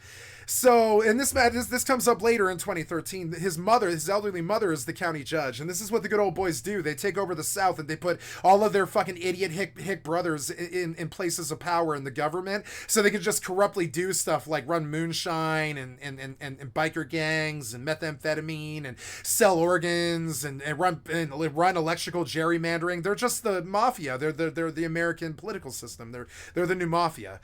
And so, you know, and the story gets worse from here. So the brother lights up the organ harvesting donation thing. And so, you know, life was promising for Curtis. Like so many others in Tupelo, he grew up absolutely adoring Elvis. He became devoted to the art of impersonation. And alongside his brother Jack, he became a double act, Double Trouble, a tribute act. And see how I got the information right. A tribute act featuring not one but two Elvises. Kevin, as he was known, began a successful cleaning business to ensure a steady income to help support his wife and kids, because the Elvis impersonation wasn't doing it. He eventually earned a contract with the largest rural hospital in America, the North Mississippi Medical Center. While cleaning there, Curtis discovered a freezer full of body parts, which is just fucked up. That shouldn't ever happen in a morgue, not really. And which he alleges resulted in him losing his job. When he complains about it, they fire him. While the hospital claimed it was standard procedure as part of their commitment to organ donation, the incident prompted Curtis to begin a fervent pursuit of an organ trafficking conspiracy theory. The documentary highlights the devastating impact the all-consuming effects the conspiracy had on Curtis's life. He lost his job, wife, his friends, his relationship with his children in the pursuit of justice. His actions became increasingly unstable. He'd go on loud rants in public and eventually alienated himself from the city that loved him, which is what happens when you get targeted by a bunch of good old boys and thrown in the system for no good reason as they try and destroy you. It happened to me. You know, he lost his job, his wife, his friends, and his relationship. That happened to me. I lost all of that stuff too. When they try to fuck me for a 10-year bid for possession of less than a gram of methamphetamine and black tar heroin, and they try to throw me in jail for 10 years over a simple non-felony probation violation that I fessed up to my probation officer before I even caught the violation, before I threw the dirty away. And so and they threatened to throw my ass in jail for 10 years, and they ruined the lives of my girlfriend, my mother, my family, my aunt, my ex-girlfriend, my best friends. I lost my best friends. You know, it was shitty. It was like 7 years. My aunt helped me attend like 35 court dates for all the bullshit that they just kept doing to me for possession of less than a gram. 10 years of hard prison, mandatory minimum sentencing for possession of less than a gram. And when I threatened to blow up the fucking Lindsay Flanagan courthouse in Denver, Colorado, I mean business, and I don't mean like I'm ever going to do something like that. I'm saying that I'm that angry. I would never ever do something like that. I would never harm a building. I would never harm people. I'm just not like that. But I'm that angry. I'm Granby Tank angry. You understand? I'm Granby Tank angry at the Denver and American fucking civil like justice system. I hate the system. I hate them. I would burn them and kill them. I hate them worse than rapists and Nazis. I really do. It runs that deep. When you've had your life destroyed by them and everything that you've known taken and everything that you love destroyed and all of your money gone, and you have to attend 65 court dates and spend something like, you know, I dodged jail. Unlike this guy, he did face 6 months in jail. It was just insane. And so when he pisses off the good old boys by lighting up the organ harvesting ring, he's thrown in jail in 2013 for 6 months, and they do this because in the early 2000s, right after 9/11, there was a really big scare because somebody was mailing anthrax and ricin and deadly chemicals that kill you instantly to people like Obama, to HMO people, to government leaders and politicians and feds and stuff, right? And so and they think that this younger Elvis impersonator has sent ricin to Obama. And no, I'm not kidding, because ricin was sent to Obama. Ricin is the most deadly poison on the planet. It takes a single drop of it to kill you instantly. And so they send it, people that hate the government, they send it in letters to dignitaries in the hopes that they handle the letter and die to the ricin. So now the government falsely accuses, the Mississippi government falsely accuses Paul Kevin Curtis of trying to kill Obama with ricin. Right, and I wasn't kidding. See, Curtis was arrested for an unthinkable crime. I'm not reading this. I'm just recalling the story that I saw twice today. Curtis was arrested for an unthinkable crime, sending letters to government officials, including President Barack Obama, that were laced with ricin, a lethal poison. Now, if you were alive back then and you were around 9/11 when they threatened to conscript us and destroy the known world and kill 3,600 of our own troops in a false flag scenario in America for 9/11 and all that, you would have understood that around that time there was a bunch of nail bombs and mail bombs, like kind of like the Ted Kaczynski mail bomb sort of thing, except they were bio weapons. They were like ricin poisons and stuff like anthrax and shit like this. And right after 9/11, the people were so fucking pissed at the American government, who absolutely did kill 3,500 of their own goddamn troops in a civil operation against their own people in New York City and on 9/11 2001. And so a lot of us were so angry at these fucking shithead politicians for killing 3,000 of our own that some of us were sending letters laced with ricin to people like Obama and shit like this. It's insane. That's how angry we were. It happened to Bush. It happened to Obama. We were so pissed at these figureheads for killing 3,000 of us that we just, we were like out to kill them. We were that I was out to kill them. I was that angry at them. There were times in my life where I had to like stop myself from strapping up and going and hunting Republicans. I'm dead serious. Republicans caused this mess. The Republicans caused 9/11. Don't get it twisted. So this is the inciting point for Netflix's new docuseries, The King of Tupelo, a Southern crime story. The three-part series follows the life of Curtis, known informally as KC, an Elvis Presley impersonator in Tupelo, the birthplace of the singer, and examines how conspiracy theories led to his dramatic arrest in 2013, the efforts to clear his name, and how an unexpected rival was at the root of the crime. And so at the end of the second episode of the three-part series, they bring in a completely random dude. It's this Republican Mensa genius guy who's a pederast child molester, like all the Republicans, and this guy actually listens to this dude about the organ transplants, and he runs for senator in Mississippi. I forget his name. His name is So Steve Holland was the senator, the House of Representatives guy who ran the morgue, and his mother was like Jane Holland or something like that. She was the judge who prosecuted the wrong guy, and these good old boys tried to prosecute the wrong guy for mailing ricin to Obama. And it turned out to be this crazy conspiracy theory nut who worked in the same office as the one of the Elvis impersonator brothers, the older Elvis impersonator brothers in Tupelo, Mississippi. And the older brother ends up meeting this guy who ends up meeting the younger brother, and the younger brother tells him the story about the organ trafficking, and this guy running for Senate in Mississippi believes him about the organ trafficking because he's this crazy, like, Mensa conspiracy theory guy who believes in all this conspiracy theory stuff like all of my best friends. It's kind of crazy. And after failing to secure sponsorship from Holland, Curtis turned to Mississippi Senator Roger Wicker. While Wicker sent Curtis a letter saying he admired the bill, he would not be able to sponsor it. So this guy, the whistleblower, the younger Elvis impersonator brother, he brings a bill to the Mississippi leadership, and that's something no citizen has ever done before. But he came with a bill, 6603 or something like that, and he was like, I want you to ratify this bill that hasn't been written by a representative of our government. I'm a member of the public, and I demand you ratify this bill. And he took it to the floor floor, and he almost got it too. It was insane. He was like, I want you to make it illegal to sell organs. And that's all he wanted. That's the only thing he asked these people for. He didn't tell them to stop selling the organs. He didn't try to arrest them. He tried to alert the world to what they were doing. But all he wanted was them to pass a bill that made it illegal for them to sell the organs that they were selling. They wouldn't do it because they were selling the organs. They ran the judge. They were the judge in town. They were the senator in the state. They were running the mortuaries. They were selling the fucking organs. We all get terrified that these good old boys are doing stuff like this. Then we catch them dirty red-handed with the organs in their fucking freezers, and you're like, oh no, this is what you've been doing for money. And so later on, like 15 25 years later, something like that, they accuse him of sending ricin because they think that because he was trying to light up the organ harvesting thing, that he hates Obama and the government, and he's so angry at them for not listening to him that he's starting to send mail bombs with ricin and stuff to Obama and all that. But no, it's some dude in his fucking office who's this crazy Republican conspiracy theorist pederast dude who actually listens to him. He's like the only dude who actually listens to him. He's like the only one who listens to him. It was happening. They found the evidence later. It was happening. They were selling organs. They were all busted for this. It was insane. And so the only person who will listen to him is this really crazy dude. And the really crazy dude falls in love with the wife. The crazy dude falls in love with the wife, and I can't remember his name. His name is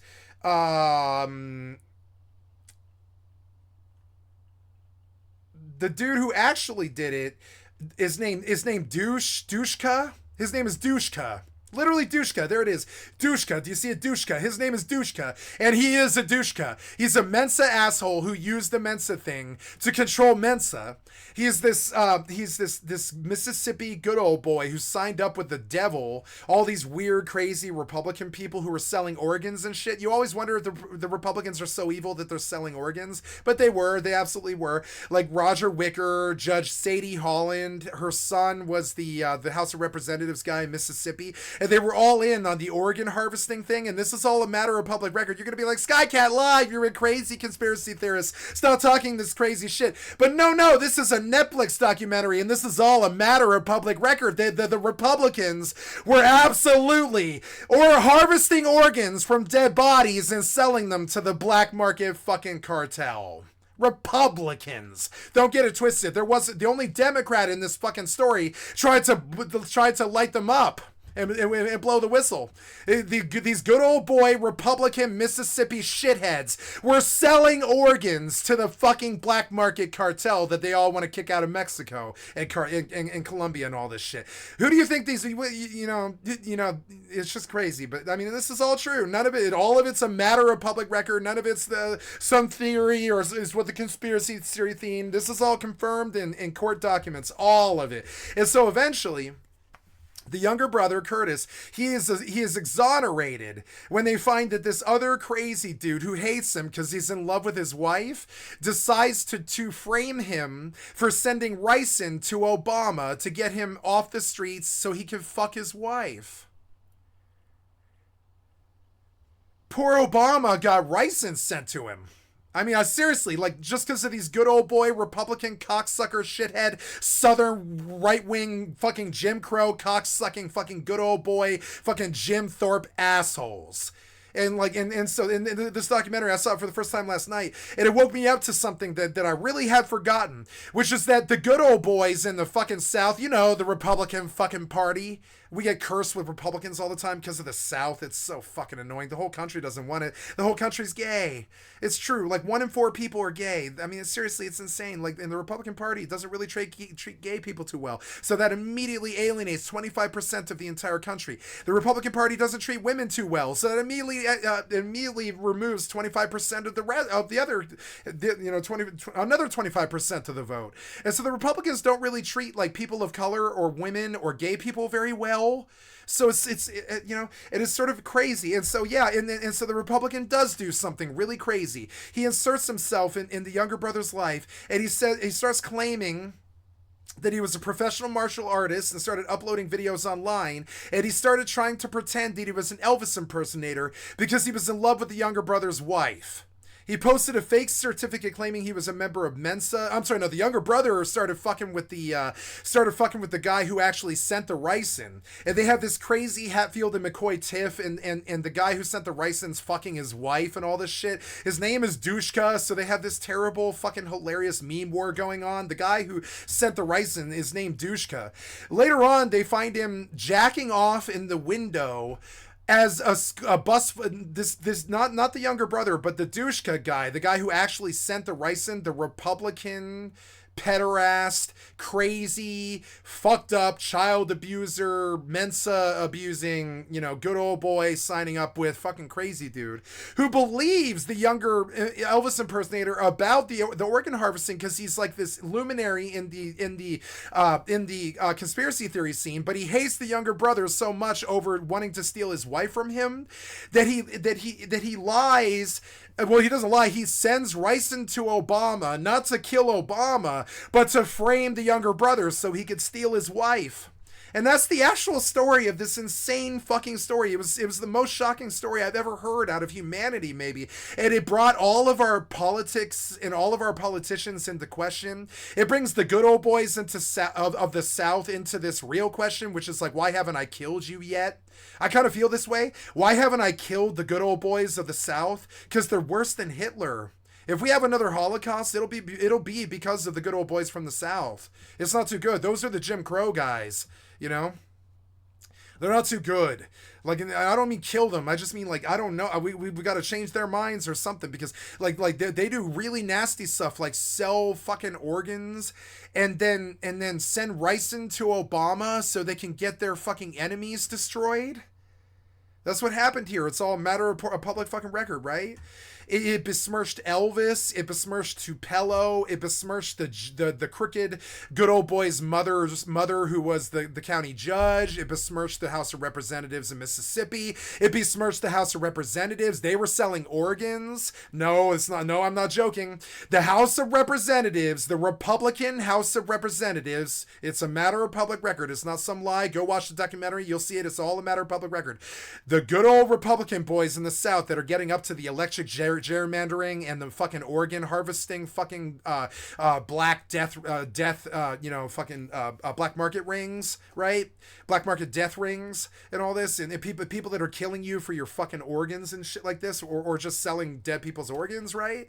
And like, and we all hear about this stuff, but we don't really believe them capable of this sort of evil until you catch them red-handed with the organs in their fucking freezer, which is what happened. So they come back like 13 years later, and they're like, no, there was a really, really big organ harvesting fucking like a conspiracy problem, not conspiracy, but actual fucking like court case. There was a terrible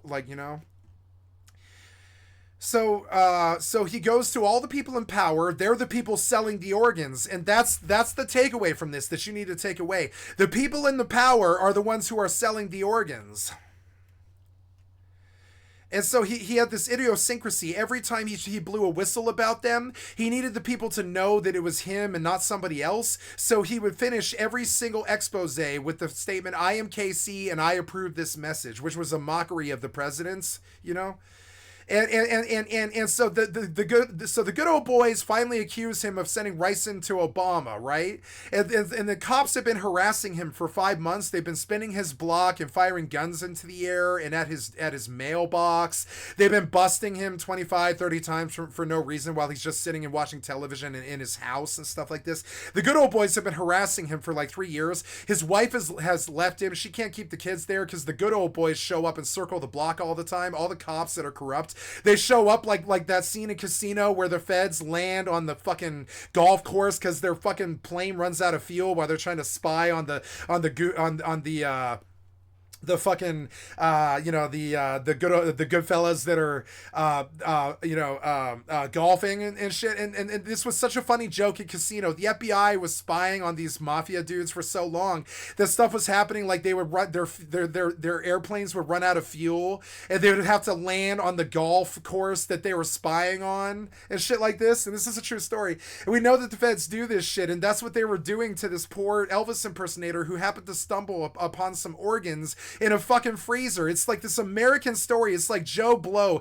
Remember the neighbor from like the dude's a lot like the neighbor from in that movie Office Space. Remember the hickish neighbor that's drunk all the time? He's like, I do believe I'd have to kick your ass, man. Stuff like that, right? Like he's the younger brother is like this hickish dude who's just like, he's really emotionally intelligent and he's not dumb, but he's not a smart man. He definitely failed out of high school and shit like this. And so there's this problem. The feds accuse him of sending ricin to Obama. But then when they interrogate him, they run across this problem. For 14 hours, he just says, I don't know. I haven't eaten rice in I haven't eaten rice in 3 years or something. I don't eat rice. Every time they keep asking him, they're like, what we know that you sent rice into Obama. And he's like, I haven't eaten rice in 3 years. And this is the response that he gives them for 14 hours while they black bag and, abduct him and interrogate him and shit. And the interrogator realizes that the guy's just not intelligent enough to send a mail bomb. He didn't even graduate from high school. He doesn't have the expertise. He doesn't know what ricin is. He insists for 14 fucking hours that it's not this thing. It's this comical thing. He's like, I don't know what you're talking about. He's crying at this point. He's like, I don't know I haven't eaten rice in 3 years. I don't know what rice is. I don't know what rice is. Or I haven't eaten rice in 3 years, because he doesn't know what ricin is. He's so stupid. The guy that they accuse of it is too stupid to know what ricin is. And this is a problem for the feds, because the investigator on the case has like an oh shit moment where he realizes that this dude is so stupid he doesn't even know what ricin is, and he absolutely did not send ricin to Obama, and that they have the wrong guy. It's actually kind of funny. And the investigator himself sits there and swears on a Bible for this fucking Netflix documentary. He's like, I began to get this sinking feeling that we had thrown this guy in jail for 6 months for something that he didn't do, because he didn't even know what ricin was. He really, honest to God, we clued him about it for weeks, and the guy really didn't know what ricin was, and we didn't tell him, and he still didn't know what ricin was weeks later. They had to give him a dictionary, and he had to like get the dictionary. The guy did not know what ricin was, and this was a problem for the good old boys who were trying to fucking finger him for the organ harvesting thing. Right? Like, this was a problem in this, because the cops realized that this dude just didn't know what ricin was. So they go back to the drawing board and they ask him, they're like, who could have done this? And everybody involved in the case immediately give them a name. They're like, Dushka could have done this. Dushka's Mensa. Dushka knows how to make ricin. Dushka hates the government. Dushka's this dude that worked in their office who's trying to fuck both of the brothers' wife, right? The only reason the dude tries to frame the poor younger brother is because he's trying to steal his wife. It's insane. He's trying to steal his wife, so he tries to get him out of the picture by accusing him of sending ricin to Obama.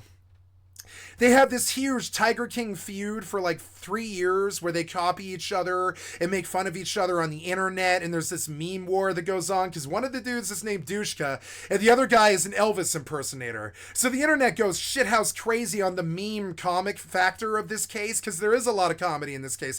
I was literally laughing, like gut belly laughing at a bunch of stuff in this case because it was that silly and that goddamn crooked and that stupid. So when the cops are harassing the poor younger brother who's an Elvis impersonator, they keep circling the fucking house and he gets footage of it. He gets so much footage of it. There's all these cops just circling his fucking house over and over and over again, trying to inflict the torture that some Texas or some fucking Mississippi good old boy is terrified that he's going to go up for selling organs illegally and shit. So he tells all the cops and all the people in his corrupt fucking jurisdiction to harass this poor Elvis impersonator in the poorest county in Mississippi, Tupelo, where Elvis is from. You might know it. There were so many gut funny moments in this documentary. You should watch it. It's hilarious. It's called The Kings of Tupelo. One of the songs that keeps coming up over and over and over again is every time that this dude's just too poor and dumb from the poorest district and the poorest town in Mississippi. He just couldn't have known how to make ricin. I don't believe a dumbass who failed out of high school from Tupelo, Mississippi could have made ricin from nowhere. I don't even think the instructions are on the internet. I don't know how he could have done it. He just did not have the knowledge. And so finally, they ask everybody involved in the case, like the wife that everybody wants to fuck, and the older brother and the younger brother. They're like, who could have done this? Because we're starting to really doubt that the younger brother is intelligent enough to make ricin. And they all tell him, they're like, no, we are telling you, we will swear on a stack of Bibles, this guy, we don't care, we don't like this guy. I stole, like the older brother stole his wife. The older brother didn't like his younger brother, but he still wouldn't say that the younger brother sent ricin to Obama, because it's kind of like saying, you know, Eeyore sent it is or something, like, not Eeyore, like what, who's a really hapless dumb person, like Bill from, it's kind of like saying Bill Dotree from King of the Hill sent ricin to Obama. How the fuck would Bill Dotree know to make ricin? You know, it's just insane. You'd have to have a background in chemistry. You'd have to have a lot of weird secret knowledge and all this. And the feds knew this too. And so the feds collapsed the case. They're like, this dude didn't do this, and they release him after 6 months. It's insane. They're like, you didn't send ricin to Obama. They just full blown exonerate him.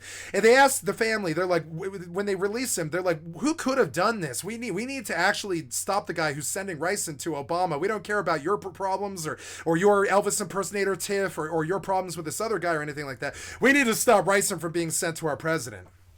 And so the entire family is like, Dushka. All of them are like Dushka. They don't figure Dushka because they're trying to finger Dushka. They just believe that Dushka is the only person in the county with the intelligence capable of doing it. So they go and look at Dushka, and sure enough, they find ricin. They find ricin residue. They find coffee grinders and all this shit that you need to make ricin. And they busted him as he was throwing the coffee grinder out in his trash can. And in the coffee grinder was the ricin powder. And he never ever confesses. He never admits it. He just keeps saying that it's KC. KC did this, because he hates KC. He's trying to steal KC's wife. He's the shitty child, and later on, like he looks like this good guy at first because he's Mensa, he's genius, he's running for Senate, he's the most successful person in the county. He has all these good old boy friends. He's rich and famous and all this stuff, and he's super genius. He's like a super genius. He actually is like literally Mensa. His IQ is like 154 or something like that. He actually is smart. And so this other guy decides to frame the younger brother so he can steal his wife, and this whole natural disaster fucking happened, and this huge Hatfield McCoy feud started.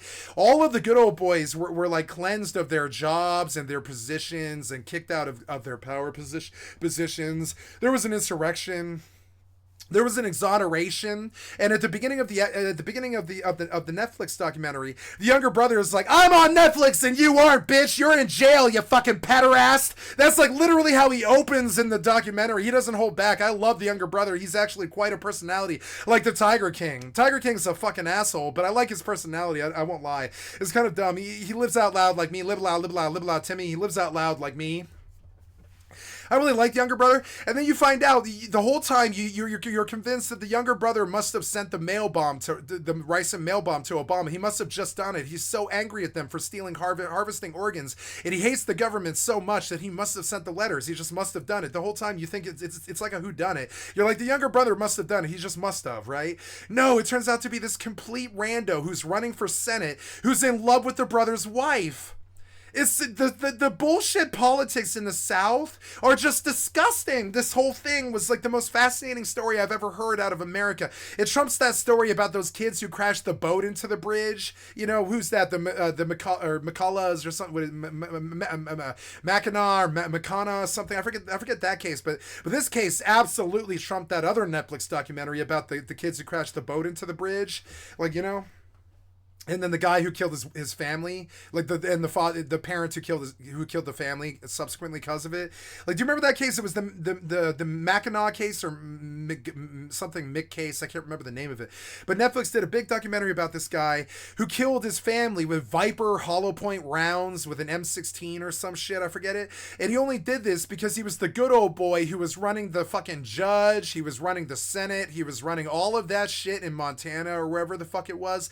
And so he killed his family to disguise the fact that his son was drunk driving and crashed a boat into a bridge and killed 2 people and got another one maimed. And so to protect his son, he kills his wife and his son with hollow point rounds, with like a Vepr that had like hollow point Viper rounds. It was insane. It was the kind of ammunition you would use to kill Al Qaeda with. He full blown an American savagely murders his family with hollow point rounds to try to hide the fact that he had taken over the entire town. It was running the court. He was running every business. He was like, he had his hands in all the mafia pies. He was like the most corrupt piece of shit in America, pretty much. And so to hide the fact that he was the most corrupt old boy in the fucking South, he murdered his family with hollow point rounds for some reason on his own land, right outside his back door. And so the media went crazy. It was a bigger case than O.J. Simpson. He murdered his own family to hide the fact that he was controlling the entire fucking town. That's what happened with this case too. The Tupelo Kings, they were literally framed for ricin being sent to Obama in 2010 by the good old boys. It was like literally crazy, and the story just gets crazier. The other guy's a martial arts instructor, like Kai, or Life of Kai, or whatever it is, right?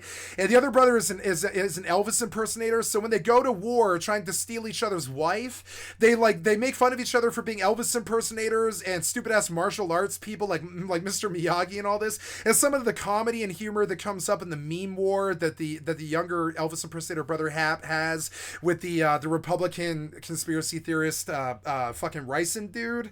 And then the war that they have is actually the most entertaining shit that I've seen in years. And on top of it, there's this hilarious shit about how, like, the younger brother's like, I don't eat rice. He just keeps saying it because he's that dumb. He's like, I don't eat rice. And for 14 hours, he keeps saying, I don't eat rice. Why do you keep accusing me of eating rice? Because he doesn't know what ricin is. It's like that bad. The guy being accused of ricin poisoning doesn't know what ricin is. And the investigator can't prove that he does. He can't prove that the guy knows what ricin is because he can tell that he doesn't. And so the investigator turns. The investigator's like, no, this guy didn't send ricin to Obama. It was something else. It was somebody else, and it was somebody else. It was insane. And so the whole story was so good. You guys need to watch this shit. This was the best shit Netflix has ever done. It was gripping. I tried to fall asleep to it, and I woke up for the end. Like 2 hours and 45 minutes later, I was like, oh my god, I missed like an hour of this. This is like the best story I've ever heard in my life, almost. See, when Curtis was questioned by the authorities about his knowledge of ricin, Curtis responded repeatedly that he could barely stand rice and hadn't eaten in years because he didn't know what ricin was. And they kept like trying to interrogate him and browbeat him and you know, shine a light in his face and make him sweat and all that shit that the Nazi Gestapo, you know, Hans Sharp taught American interrogators do. And then, and he keeps saying, I don't eat rice. I'm a good old boy from the South. Not good old boy. I'm a dumb hick from the South. I drink beer and eat steak. He's like, I don't eat rice. Baffled by the fact that Curtis really didn't know what ricin was. Like the investigator could not be convinced by any of the other good old boys that this guy knew what ricin was. The investigator himself, who was not involved in the good old boy conspiracy at all, he was just a detective. The investigator himself becomes a convert because he's like, this guy did not know what ricin was. I couldn't get him to even remotely have a hint of what it was. He really, honestly, I believe with all my heart and soul that this guy did not know what ricin was. The suspicion that he was being framed started rising. This was supported further as the forensic analysis on Curtis's computer revealed that he had never even done a search ever in his, because he had never formatted his computer because he wasn't this sicko. He was this crazy conspiracy theory dude who lost his job because he was the janitor who finds the organs and stuff. But he stays home all day on the internet and talks to conspiracy theory people because he actually has a real conspiracy that actually was real that sunk a lot of really crazy fucked up Republicans and all this. It's insane. And so they do the forensics and they find out that there's no hint on his computer that he's ever even thought about contacting Obama. There's no proof that he's ever looked up ricin. There's no proof that he's ever looked up poison ever. And he had not reformatted his computer. So they saw all the stuff that he had for like 15 years that like he it was so comically dumb. He was such a low IQ dude. He was like, I bought my Gateway 2000. And I went to the land of the internet. He was like this dumb. He was that much of a hick. He was like, I bought my Gateway 2000 in the year 2000.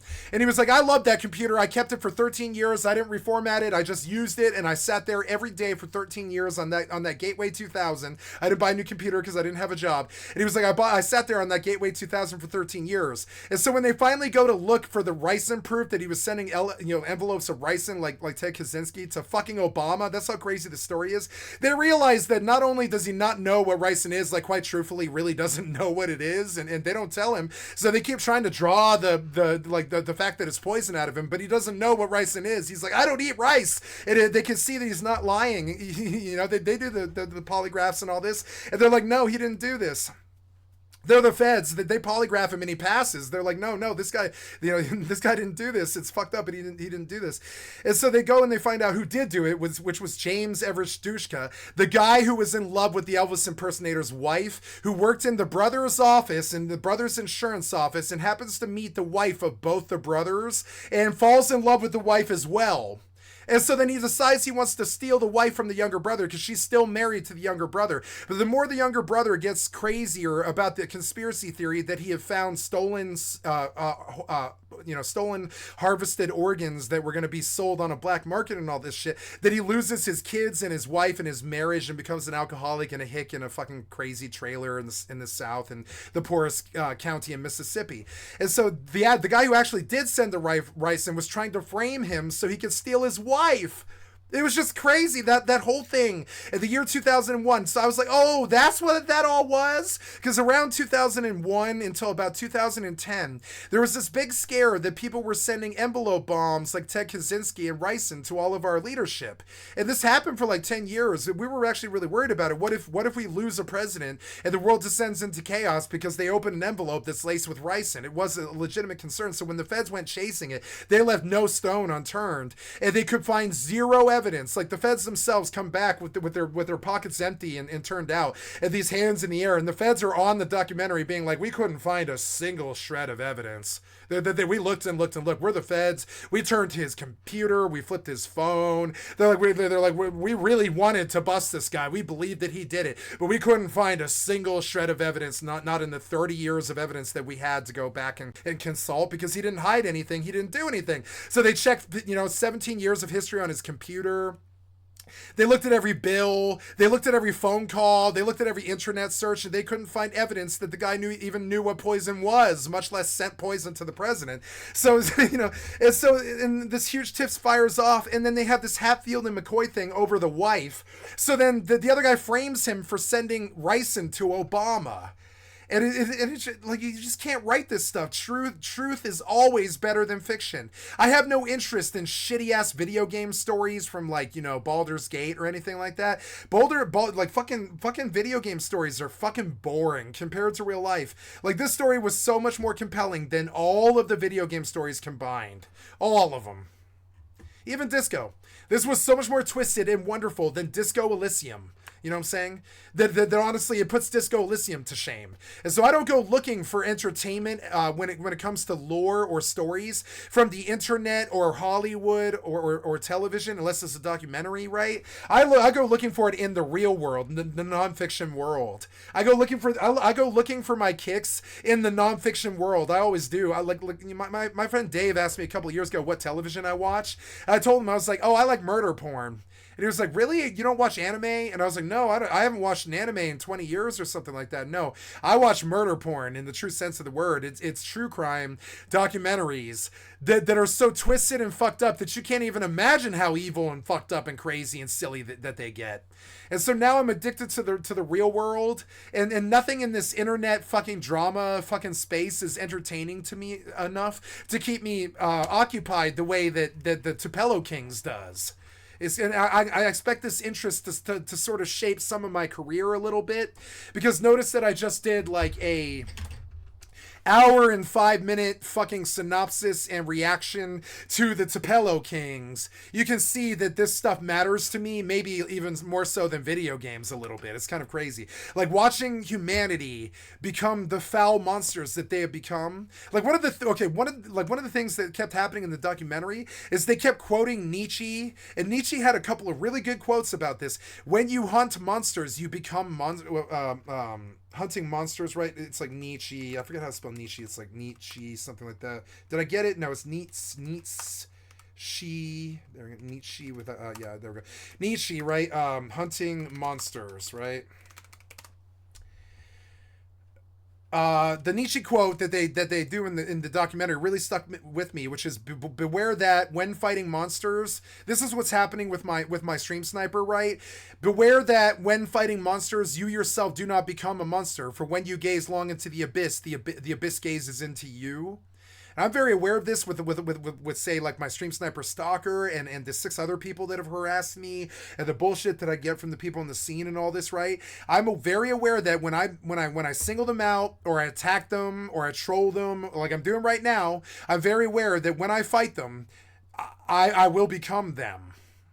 Because when you gaze into the darkness that is my stream sniper's soul, you know, there's nothing but feces where his heart and his soul used to be. When you gaze into that abyss, that abyss gazes right the fuck back into you.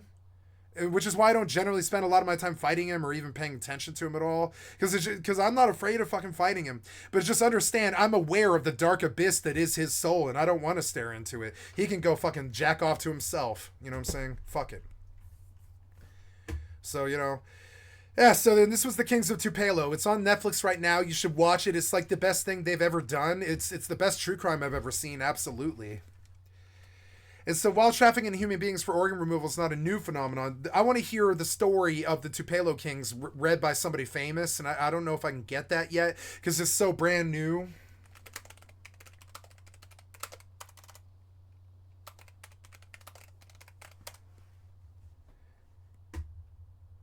I don't want the trailer. I don't want the sneak peek. I want The Strangest Case in Mississippi. Here we go. This is Mississippi's strangest story. It is the strangest story because this black market, and I didn't finish up the most important point. Trump and Obama and Clinton and Bush, going all the way back to Nixon, they're all good old boys, all of them. And these people, this black marketing organ harvesting people, that's Trump's best friends. That's Obama's best friends. It's the cabal. It's the people that they roll with. The people that are selling and stealing the organs and stuff, they're the people that go to the cigar bars and drink whiskey with the good old boys who run the county. This is now a 3-part series on Netflix. The studio that's behind Tiger King just released a new series. Yeah, Tiger King's was good. This was better. This was way, way better. Remember how big Tiger King actually kind of got for a while? Like even the gamers were kind of talking about it, you know. On Paul Kevin Curtis, the Elvis impersonator and conspiracy theorist from Tupelo, who is framed for trying to unalive President Obama. And I'm not gonna lie, I just watched the trailer and this looks insanely good. I haven't had a chance to watch the actual show yet, but it is good. I'm planning to binge it this weekend. If you're unfamiliar with the story, I'm gonna watch it again tonight because it was so good. I have to go to bed early because I've got to drive like 4 hours tomorrow. And I won't be on until probably 5 p.m. or something like that. So I won't be on at noon tomorrow like I normally am. And so I've got to go to bed early tonight, probably like 2 a.m., something like that, which isn't that long. It's like 8 hours. It's only going to be like a 10-hour shift tonight. Took place about 11 years ago. Listen to me. I'm like, it's only a 10-hour shift. Most of these other content creators are like, oh, I don't know how people stream for 3 hours. I can't do it. And I'm like, man, I really get annoyed when I don't pull 12, you know? I think I'm an actual streamer. I think a lot of people are just people that wanted money. You know, I'm an actual streamer. Pulling 14 hours does not bother me, and it bothers me when I don't do it. And centers around 2 men from... Bothers me when I don't do 14 hours, you understand? And sure, I don't talk for the whole 14 hours. No, nobody could. But it's just, you know, but I do talk as much as I basically can. If there's subject content, I'll talk about it. One of the men, Paul Kevin Curtis, was... Never been afraid to say what's on my mind at any given time of day because I'm a renegade who doesn't really believe in these piece of shit Republican good old boys destroying the South, pushing us back to the slavery ideals, bringing Dixie back, fucking marching as Proud Boys because of their piece of shit fucking, you know, fucking fucking Reb General statues and all their fucking right-wing, Republican, racist, fucking conspiracy theory, crazy shit. And this story had all of that. It was steeped in it. The good old boys are ruining this goddamn country. I want them hung by their piece of shit spinner ties.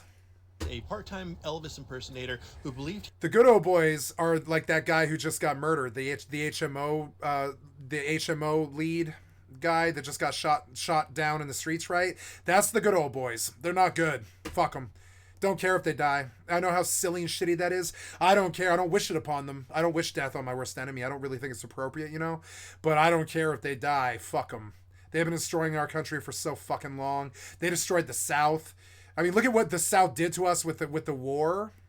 He'd stumbled onto a black market organ smuggling ring. I love the South. You know, I don't want them gone. I don't care. I really believe in this country, and I think, you know, it takes all kinds, including half of the country, which is the South. But understand, the South has caused most of our fucking problems. It kind of sucks. They really have. A lot of our racism issues, a lot of our fucking Jim Crow issues, a lot of our bullshit comes from old plantation owners from the fucking South who like to install all of their idiot sons of the soil fucking cousins in political positions, and who run those positions badly and corruptedly. Ring that was being run out of his local morgue. Is corruptedly a word? I don't believe so. I'm making it a word, but corruptedly I don't think is a word. Is that a word? It is a word.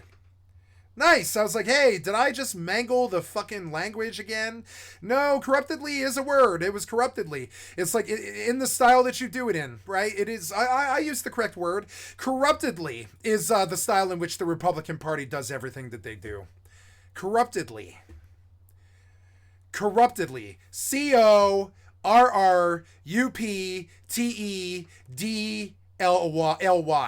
Not two L's, which is L-Y. Sorry, I stumbled on the word. I stuttered on L. I didn't say two L's. So L-Y, just one L. Final answer? Yep. Corruptedly. Yep. I got it. Make us crazier. Correct usage and everything. They corruptedly fucked up Mississippi. I don't like what these pieces of shit have done to the South. You know, rich white people. I won't bandy it about. I know all the white people think I'm being disloyal when I say this shit. I don't give a flying fuck what you think. All of our problems stem from good old boy fucking white southern pieces of shit. It's the goddamn truth. I don't care if the statistic is one that you don't like. It's the fucking truth. Wasn't shy about sharing this theory. The repeal of Roe v. Wade, good old boys from the South. Slavery, good old boys from the fucking South. Corruption, good old boys from the South. Fat southern sheriffs, good old boys from the South. Judges with their fingers on the scale, good old boys from the South. I mean, I'm sorry, but it really is most of the country's problems. Foreign wars, going to Iraq, going to Afghanistan, bombing 3,000 of our own fucking troops. A hick from Texas. Now, are hicks from Texas as bad? No. I have many friends who are hicks from Texas. I'm a hick from Colorado. Got no issue with hicks from Texas. I'm saying the people who take over these power positions tend to be hicks from Texas. So I'm cool with hicks from Texas. I'm saying rich men give hicks from Texas a bad fucking name. And you shouldn't support them like you do Trump. These rich men, they give the Republican Party a really bad fucking name. Go watch the Tupelo Kings if you don't believe me. There's not a single bit of liberal corruption in it. It's the death of the South, and sure enough, it comes at the hands of those fiscal conservatives. He would write good old boys. Letters to Mississippi leaders telling them about it. He said that he was writing a novel about this, and he posted all kinds of stuff like Danny Castellero online about it. None of like long live KC. This is KC, and I approve of this message. I want to put it in my fucking stream. I'm going to put it in my fucking stream. I don't care if people think I'm weird. I'm going to put it, I am KC and I approve of this message. I'm going to put it in my fucking stream. I don't care what people fucking think.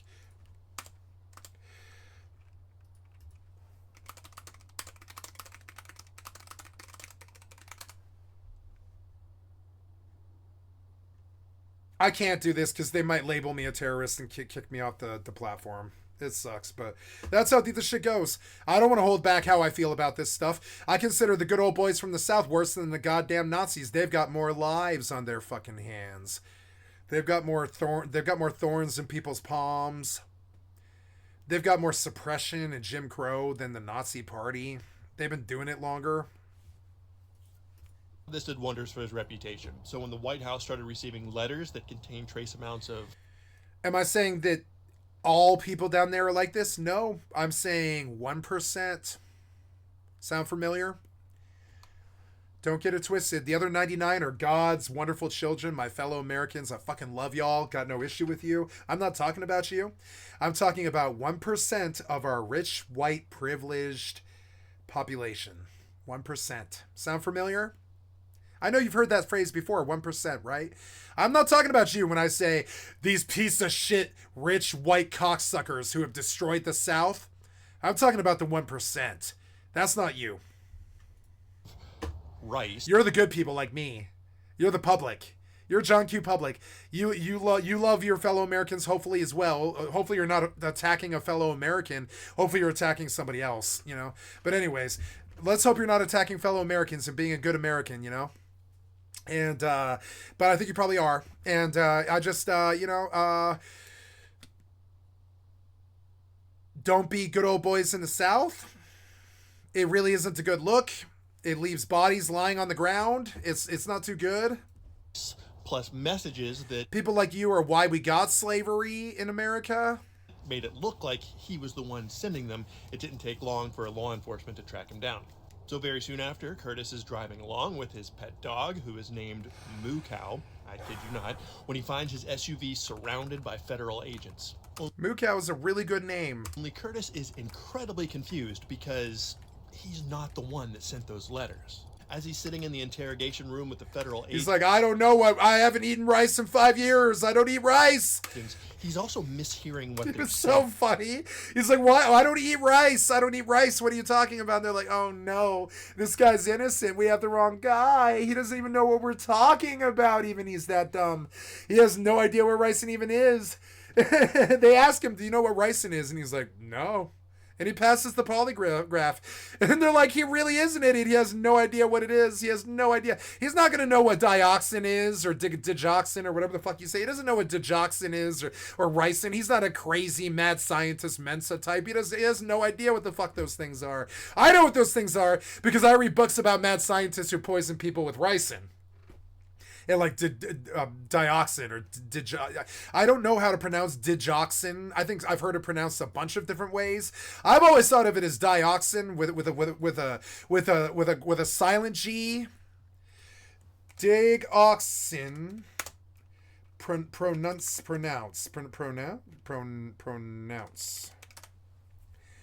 It's no, it's oh my god, it's Digoxin. No, Digoxin. Digoxin. Digoxin. Digoxin. Digoxin. Digoxin. Digoxin. Oh, digoxin. Digoxin. Digoxin. Digoxin. Digoxin. Okay. Digoxin. I thought it was dioxin for some reason. Digoxin. Digoxin. Digoxin. Okay. Digoxin. Digoxin is also one of the other more really, really deadly chemicals that you'll find. And we know about digoxin because Black Widows tend to use it. It's like it's the medicine. Well, you couldn't call it medicine. It's poison. It's the poison that they get that Black Widows nurses give patients when they're like Munchausen's. Or Angels of Death, right? It's like the shot that they give people to slow down their heart. It's essentially essence of, if I remember, and I might be wrong, but digoxin is essence of, what's that stuff that they paralyze your face with?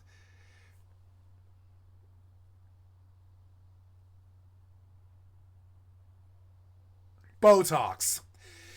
Right, Botox sounds like Digox, right? Because they're from the same family, I think. I mean, I'm a Mensa type. I have many Mensa friends and stuff. I know all these words and stuff. I didn't struggle with any of the concepts in this documentary whatsoever. But I think all of America is. They're not going to know what ricin even is. I mean, they might know what ricin is because they used it as a plot point in Breaking Bad. They might know what ricin is now because of Breaking Bad. It was a plot point in Breaking Bad. But America doesn't know what ricin is. America didn't know what ricin was when they heard that it was sent to Obama. They didn't know what ricin was. So ricin and digoxin, they kill you in about 5 seconds, something. It's like 5 to 25 seconds, something like that. You have about, you got like a day to live at the most, and like more like an hour to live on the out likely scenario, and more like maybe 15 seconds before you experience organ shutdown, I think is usually what happens, because this is such a deep paralytic poison from snakes that it's like rattlesnake poison. It essentially shuts down all of your nerves so that you can't even breathe anymore, and you instantly become so lethargic, because the snake poison is designed to make you, is genetically designed by nature or whatever to essentially force you to submit immediately so the snake can just swallow you alive. So they sent rattlesnake poison into digoxin, if I recall, or it's some other form of plant poison. I don't remember what the source of digoxin is, because they don't tell you. It's a controlled substance. They don't tell you where this comes from. I have no idea where digoxin comes from. I'm sure the scientists will tell you what the flora and fauna is. So let's go look at digoxin. But actually, looking up digoxin is actually a really Jackson. So I want the feds to understand that I'm looking at this because of this documentary that I just watched, and not because I'm researching ricin.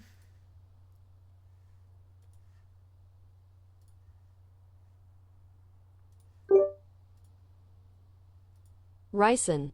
Yeah. These are things that medical thriller writers and television show designers and writers and stuff do to scare the public. They're like, you know how they always like have somebody run a cloth over somebody's mouth with some ether to knock them out and stuff? That's not actually not that common. It happens, but it's not common and stuff. But writers use it as a kind of like a plot device, right? Because it does happen sometimes.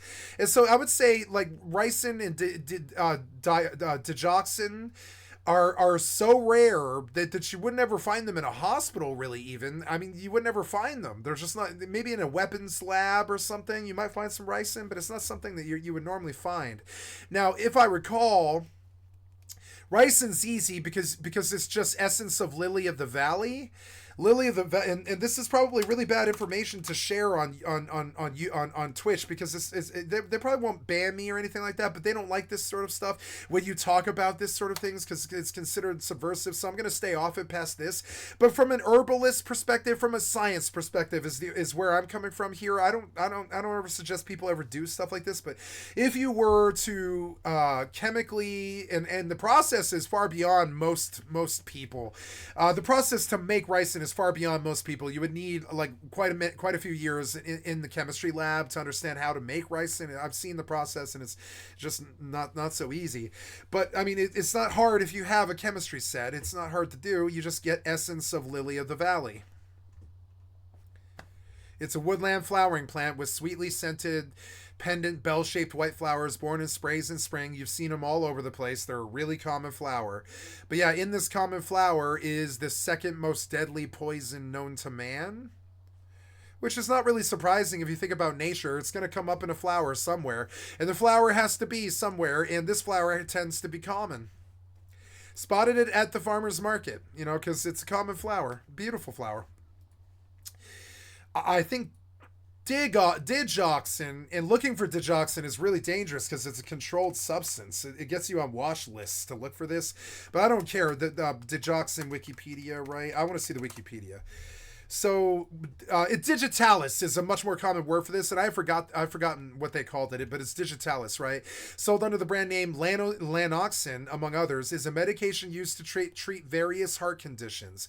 Most frequently, it is used for atrial fibrillation because it calms your heart down. When your heart is beating too fast and you're about to have a stroke, they have you take digoxin pills. But the problem is, if you take too much digoxin, it's like the second most deadly chemical known to man, because it just reduces your heart rate to nothing. It's not particularly poisonous. It just stops you from breathing. It works by increasing myocardial contractility. It means your heart contracts to this tiny little shriveled thing because it's like it doesn't have any blood inside of it, and it increases stroke volume and blood pressure, reducing heart rate and somewhat extending the time frame of the contraction. Digoxin is taken by mouth, but it's not probably illegal to look at digoxin because it is actually a really common medication. But looking up ricin was a really bad idea. That's a controlled substance. So is digoxin. Digoxin is an incredibly controlled substance, and the people that are allowed to use it understand that they have a killing weapon in their pocket, Some people have to shoot it up. Some people take it by pill. It has a half-life of approximately 36 hours, which is really low. Common side effects include breast enlargement. Ooh. Yeah, not too good. Excessive doses, irregular heartbeat, poor kidney function, pregnancy. It's unclear whether it's safe for pregnancy, but I can't imagine that it is. It's this incredibly strong chemical. Cardiac glycoside family of medications. So it's a glyco. Glycos are not that hard. It was first isolated in 1930 from the foxglove. This goes back to stuff that you'll learn in Bethesda games, like Foxglove and Lily of the Valley are in Skyrim, if I recall. Maybe not Lily of the Valley, but Foxglove has definitely been in all of the Bethesda games. You see Foxglove in everybody's yards. But yes, the second most deadly poison known to man. Not poison, but heart restriction medicine. The second strong, well, I think it's the first. It's like the most strong heart restriction medicine on the market. Grows in your front lawn. So, and this is something that's funny about nature. Nature is kind of like a survival game, but often in your front lawn will be the solution to becoming the most powerful person in the sector. You just don't have the information, so you don't know. And this is one of the reasons why people sit and read books all of their lives, like some kind of bookworm, and don't pay attention to other people and stuff, and don't really worry about, like, you know, social stuff. They just want to keep feeding their brains, because the more power and the more information, the more information you have, the more power you have.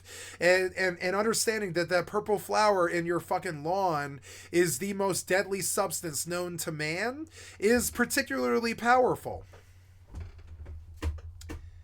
Now, you can't brew it without setting off the feds, because gaining the knowledge and getting the chemistry set and attaining the chemicals to distill this foxglove, it will set off the feds worse than if you were trying to buy Sudafed to produce methamphetamine. You are going to set off the feds if you try to produce this stuff, because it requires so many chemicals and special science stuff that it puts you on a fucking private list that the feds follow, and they cross-reference with gun ownership and drug charges and Promise, which is the court violation tracking software, right? And they cross-reference every time that you ever buy like a real chemistry set that can actually produce ricin. It puts you, they force you to provide ID. They do this for explosives too. The ATF forces you to do stuff like this. I've done it before. I bought really controlled substances at science labs before when I was a kid. And you have to leave your ID and your information just like a pawn shop, because they want to come back and bust you and throw your ass in jail. And you like you swear this oath and stuff that you aren't perjuring yourself when you provide the ID. It's insane when you sign the statement and stuff. And it's crazy. And they make you promise that you're not going to make poison with it and kill people because you can. But the problem is you can distill foxglove with a bit of basic knowledge. It's not that hard. You're gonna need like an alembic and a you know, basic stuff. You're gonna need a boiler. You're gonna need a purifier. You're gonna need a steamer. I don't even know what those things are called anymore. I mean, I used to be better at chemistry than I am now, but I forget the names of them all. But you can get these things in a basic chemistry set. But what you can't get is the knowledge. Like, you can't go onto YouTube, and if I were to do this, I'd probably end up on a watch list. But if I type into YouTube or even the dark web, really, if I type into the dark web or here how to produce ricin, I'm gonna end up on a watch list. And honestly, I'd be surprised if I didn't get a visit. That's how tightly this stuff is controlled. I've seen it before. Like, they're uptight about this stuff. That they will show up if they think that you're making a poison or a bomb. They'll just show up at your house, and they don't care. They don't care how really overt and insane that is. They will show up at your fucking house and ask you about it. They will, because they're paid by the government. They don't give a shit. They make salary whether they ask you the question or not. They're not there. They're not some, you know, paid on commission dude who's there to serve paperwork or something. ricin, they're there and they make like 60 grand a year and they're paid by the government to hunt people like you who might be producing ricin. So if you go and try and produce ricin or digitalis or anything like that, you're going to end up on a watch list so fast that you're going to have a Fed knocking on your fucking door. And you might think, well, I'm too small for them to come knock on my door or something like that, right? But no, they're paid 60 grand a year whether they knock on your door or not. So to them, it's just another house call of the 13 house calls that they have to make that day to ensure that nobody's making ricin. They're just running some cross-reference list. You left your fucking name and you bought a bunch of stuff that puts you on a list, and they track it. They do. They've got algorithms is one thing they do have, and that AI is tracking when you buy alambics and stuff like that. That's a tool that chemists use to make what's called fulmination, which is essentially the process by which you make explosives, or at least some explosives. And so, I'm not that up on chemistry anymore. It's been 20 years since I've even thought about it, and I admit that I'm quite ignorant about it now, but I used to know a lot more about this before I destroyed my brain by smashing it into a pavement off a moped and using hard drugs for 13 years. So I've destroyed my brain, or I could tell you the names of the chemistry devices that'll get you on a watch list that will absolutely get you a knock on your fucking door. Like, even if they don't know where you live, they'll come knock on your fucking door. They'll come find you because they really need to know if you're making poison or not. That's their entire fucking job. That's what they get paid for. This is one of the reasons why we want the FBI to be disbanded. Is there's a bunch of people that get paid like 60 grand a year to just come knock on your door every time you buy an alambic. It's quite a waste of taxpayer money. It's insane. But I mean, one could argue that it does promote safety in our citizens. I've been the devil's advocate all of my life. I'll argue for police, which I consider to be the goddamn devil. But I mean, without their protection, we'd have a much worse world. Much worse world. And he thinks that they're talking about actual rice. He's telling them, why are you asking me about rice? I don't even eat rice. And this leads to think that he's just absolutely... Look, this guy's doing on a video and getting... I should do what he's doing, but I'm not a tool. Right? I don't need to sell anything to anybody. He does this because he wants money. He's getting a lot more subs than me, Papa Mississippi, right? Because he's looking out for Mississippi. I like this because I look out for Colorado, and I like looking out for Colorado, and I feel like Papa Colorado. So this you can see how much I'm like this guy. I'm like this guy. I want to warn Coloradans about what they put in the marijuana. We all tend to think that these canisters are pure, because they say it's pure THC, 90%. And you look at it and you're like, this has to be pure THC. It is. It's mostly pure THC. But no, we come to find out that the plant matter that they use is the dregs of the crop.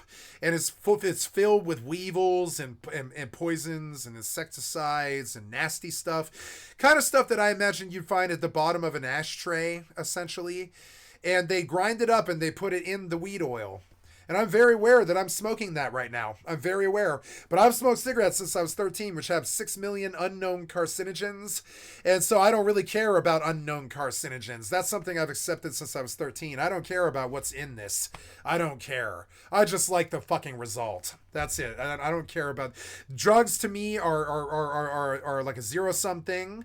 I don't care about what the drug does. I just need the result. Off his rocker. But when they raid his home, they find no trace of anything. Like, there wasn't even and so they ask him at the end of the interview, they're like, who did you vote for? He was like, Obama. I love Obama.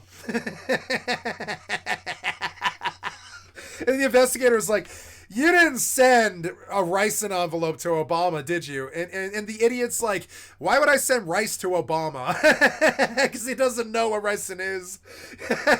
He still thinks that they're talking about rice. He literally thinks that they're talking about some kind of essence of rice when they say ricin. He really doesn't know what ricin is. When you hear him doing the interview, he's like, what?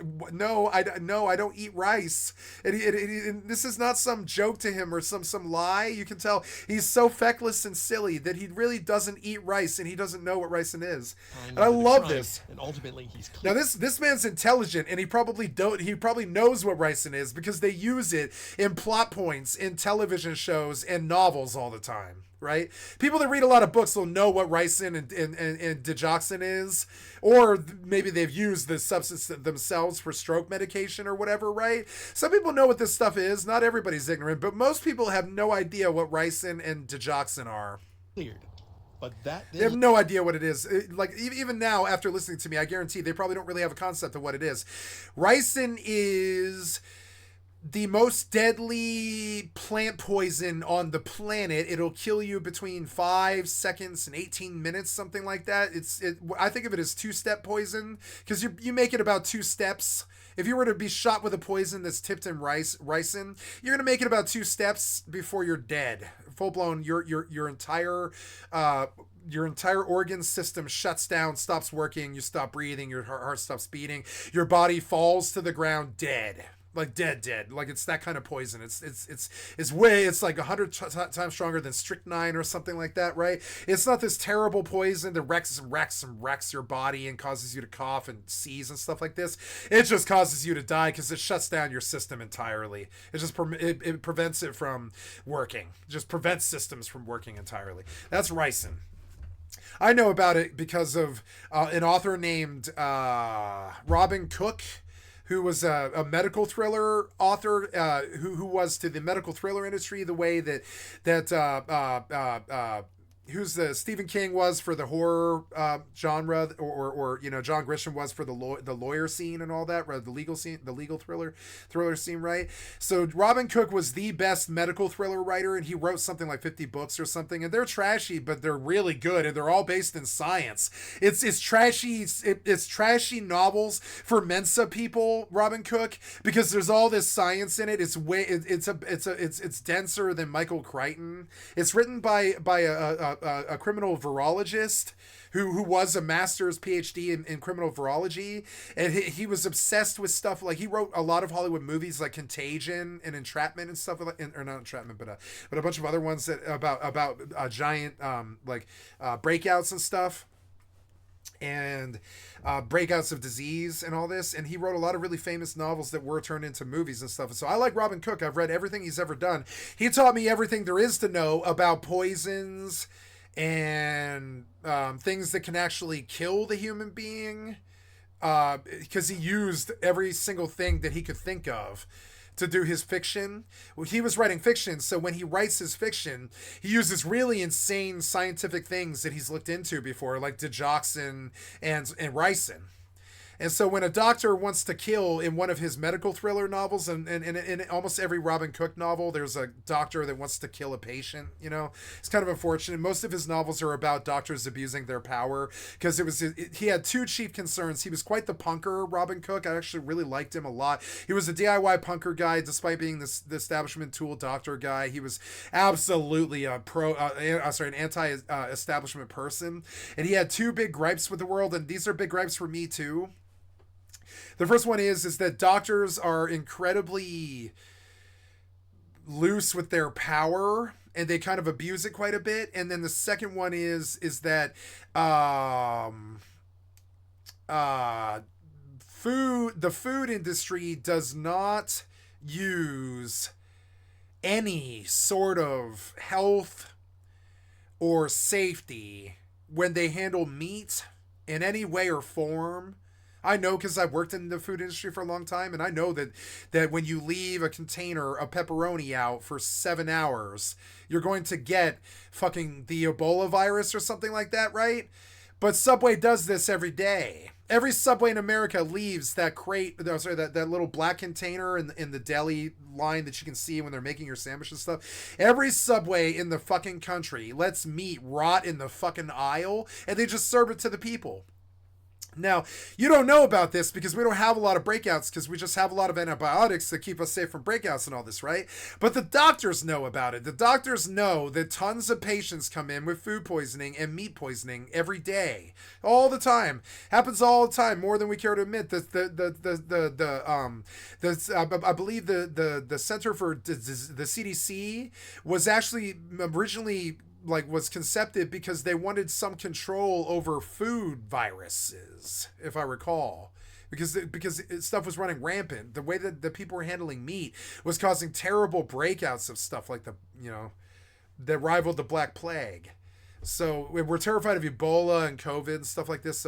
So Robin Cook's like his punker thing was like doctors abuse their power, and he would clearly show how HMOs and doctors would abuse their power in his books. He would not hold back with it. He was really out to fry the industry for being corrupt, kind of. Except he was like really popular and very smart, like Michael Crichton, and universally loved. You know, he was universally loved.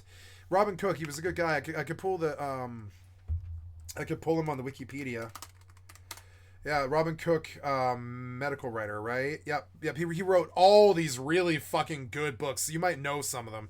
Like Coma, he wrote Coma, Outbreak, Pandemic, Toxin, Blind Sight, Night Shift, Manor of Death. Contagion was a really big fucking Hollywood movie, as well as a bestseller on you know, as a book.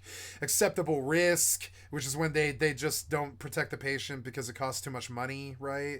Stuff like that. And so for like 20 years, he would just point out all the problems with the medical industry. And I really love him. I really love this guy. I'm a big believer in him. I think I want to be somebody like this. I think I'm doing it with my stream when I talk about the stuff that he cared about.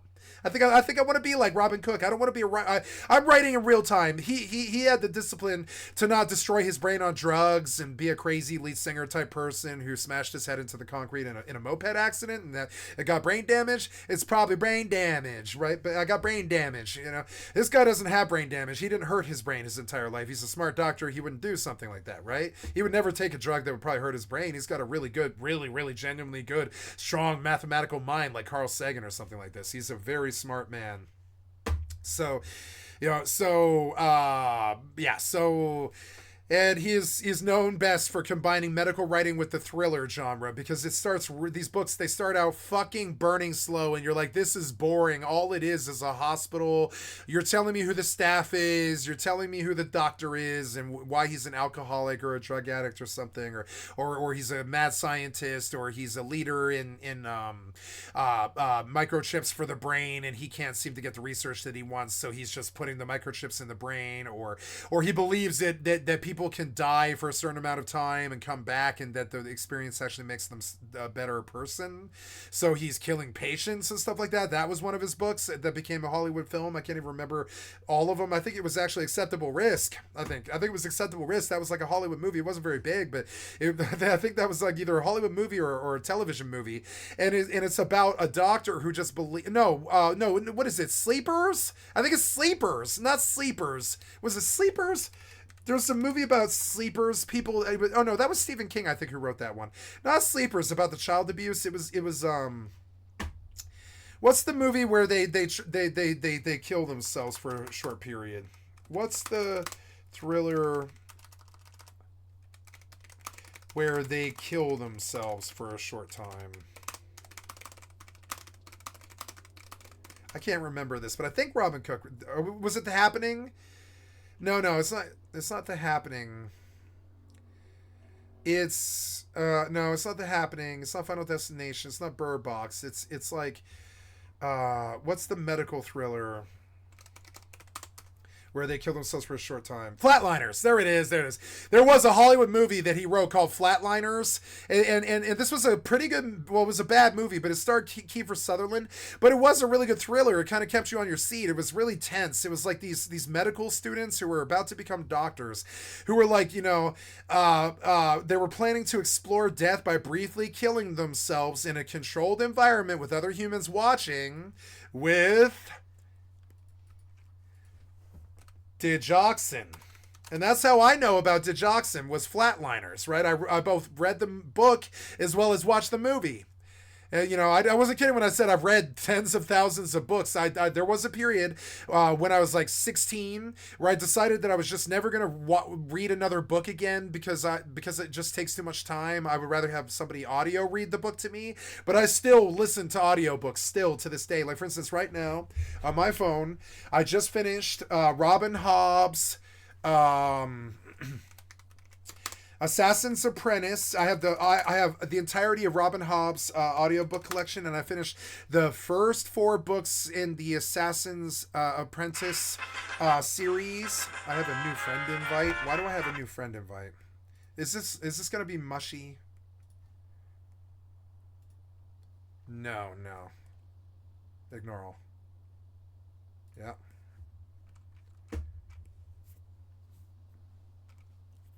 Yep. I don't know you. Sorry. I don't want to talk to you. It's my fault. I'm the asshole, not you. You're totally fine. You're just a human being. I'm sure you have something interesting to say if you're listening to me right now.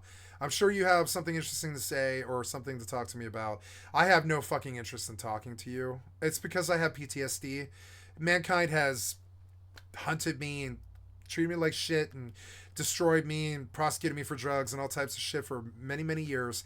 And I just don't want to talk to another human being that I haven't known for 25 years. And I realize that excludes the entire human race. I don't care. I'm terribly sorry. This goes to the people that try to talk to me on my Twitch chat too. The only reason I respond is because you guys, you guys have paid me, so I feel like I have a financial responsibility to respond to you, but I don't want to talk to you. I'll be very honest about it. It sucks, but it is true. I don't want to talk to anybody. So it's not you. It's me. I'm the worthless piece of shit with no friends, a family who's about to die, no money, no prospects, no hope, no follows, no viewership, no career, no money, no job, no hope, no love, nothing. No, I have a house. I've got a possession, which is a house, but that's it. It's the only thing about me is I own a house and I have a career that doesn't pay, and so I don't want to talk to anybody. Being alive for 40 some odd years, I don't want to talk to anybody ever again. It wasn't fun. It wasn't good. I don't want to talk to anybody ever again. I'm terribly sorry. Simple enough. Not anybody I haven't known for 20 years. I'm sorry. Because those people, I owe them. But even then, I would prefer to not speak to them, honestly. The only reason I talk to anybody is because I've known them for 20 years. And I feel like I owe them. But it's honestly, if I had my way, I would never talk to another human being again. It's sad. And it's true. It's true. This is what you treating me like a fucking pariah piece of shit drug addict and hunting me and treating me like shit and stalking me and being negative to me my entire goddamn life. It has a cost, and it's this. I don't ever want to talk to anybody ever again. Leaves the question. Sorry. That's what happens when you treat me like shit for fucking 30 years. I don't ever want to talk to you again. Is it weird? Sorry. But you and all the monkeys that roll with you fuck me over so goddamn badly. I don't ever want to talk to anybody ever again. I lump you in with them. Another reason not to talk to me. I lump you in with them. You might be a good person. I don't care. I lump you in with them. I don't want to talk to you. Stay the fuck away. Who did send the letters? That someone else, a man named J. Everett Duchka, was J. Everett Duchka. Duchka has got to be the worst name I've ever heard a human being have. It's worse than douche. Douche would be one thing. Your name's just straight up douche. Well, I'm sorry, that's unfortunate. You kind of have like cringe laughter. It's not that bad. But Duchka just sounds so bad. It's just body instructor / home video enthusiast. He had a whole Tiger King karate instructor thing going on, which is probably how the documentarian got onto this. Is the documentarian was looking for other Tiger King stories, and he found this, which was much, much better. For some or maybe reason, it's a woman. I don't know who made Tiger King. Let's find out who made the Tupelo Kings, because I like this documentarian. They're really genuinely fucking good. The music that they chose was good. Everything that they did was good. Who made Tupelo Kings? Who is the actual documentary showrunner? This was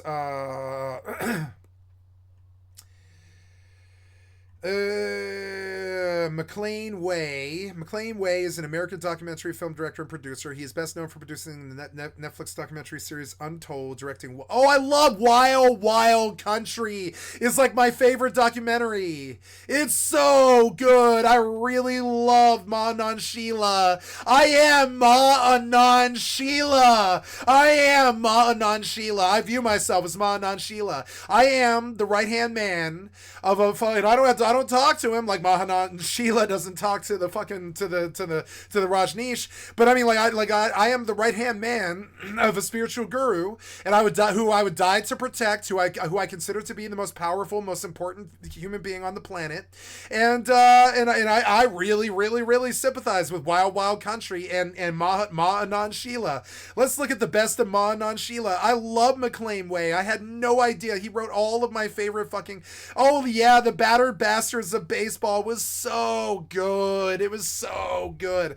I love all these nonfiction documentaries. I had no idea he blew it away. Did he do the Tiger King? So who did Tiger King then? Who made Tiger King? Because it's not the same guy, is it? I don't think so. No, it's Eric Good.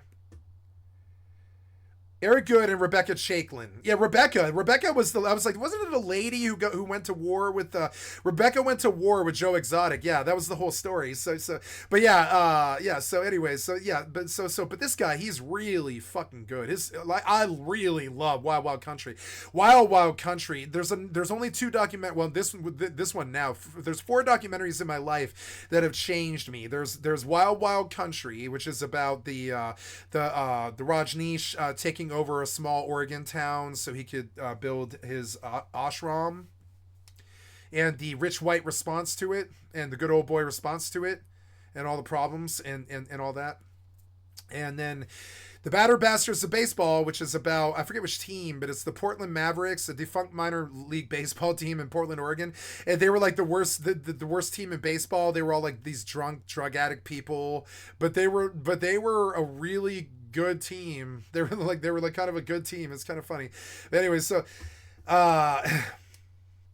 but yeah, and he has a brother, and they make stuff, so that's cool. This stuff was so good. This should win Sundance. I think this was the best documentary I've ever seen. Maybe it was so good.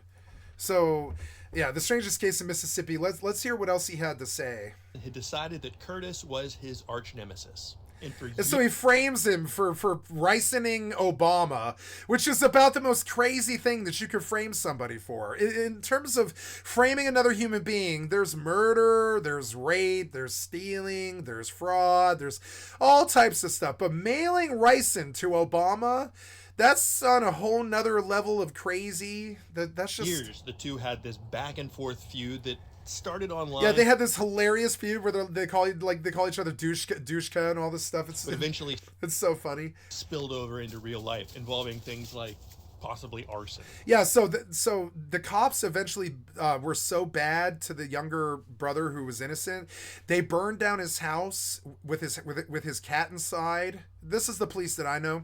They burned his house down. They destroyed his car.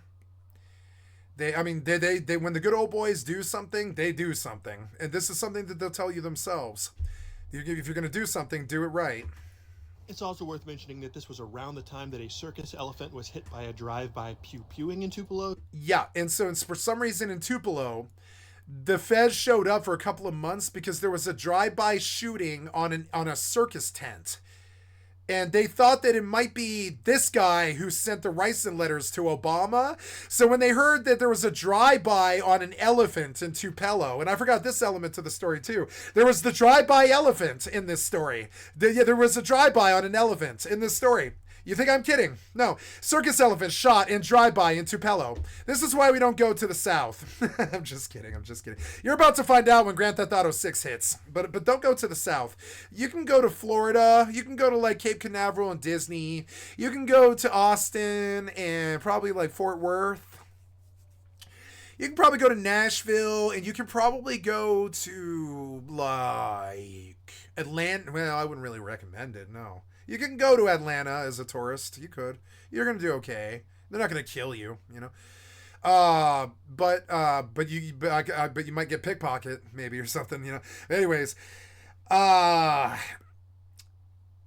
stay out of most of the South. They're not like you. They'll tell you themselves. Stay out of most of the South. They're just not like you. They don't have lives like you. They have to commute really far if they want to go somewhere, so they play on a different level. They only keep it close to the cuff. So if you're an outsider, your chances are 0. You've got to be a Mensa or something to even join their community, which is something that happened in this story. This outsider comes, the guy who actually mailed the ricin, he comes to this small town, and nobody trusts him for 20 years because nobody knew him. And so finally he had to produce a business card and he would shove it in the good old boy's face.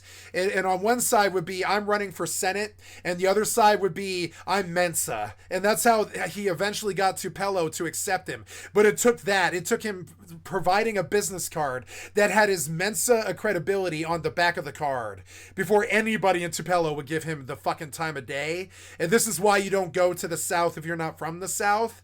You're not like them. They're not like you. There's people there probably had no idea. There's nothing to do where they come from except to sit and watch the fucking, to sit and watch the grass grow. This creates an entirely different fucking, like a completely different fucking personality than the city. Is it worse? Is it bad? Is it negative? No, not at all. I'm one of them.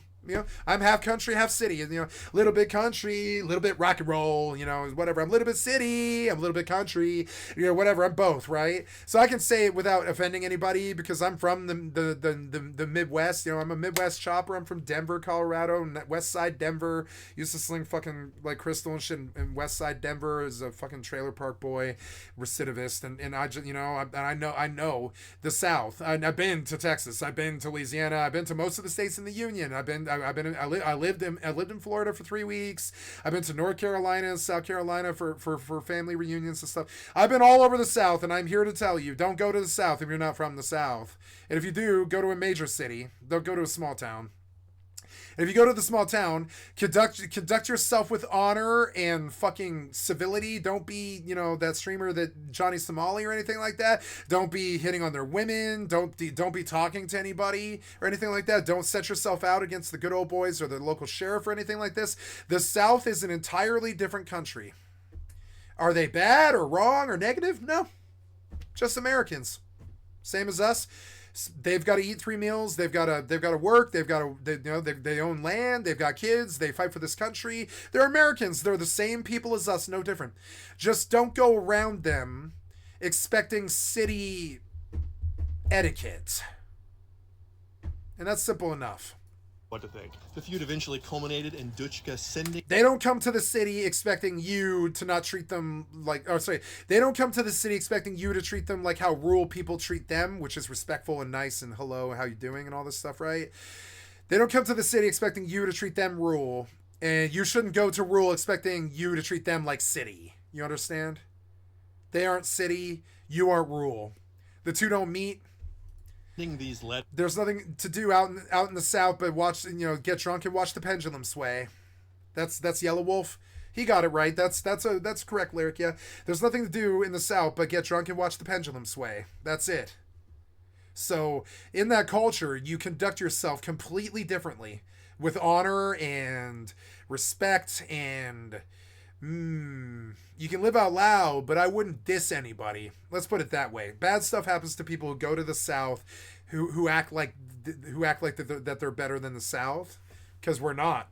We're not better than the South. They're our fellow Americans. They're no better or worse than us. Letters in question to the White House. He sent them to Senator. They're the same.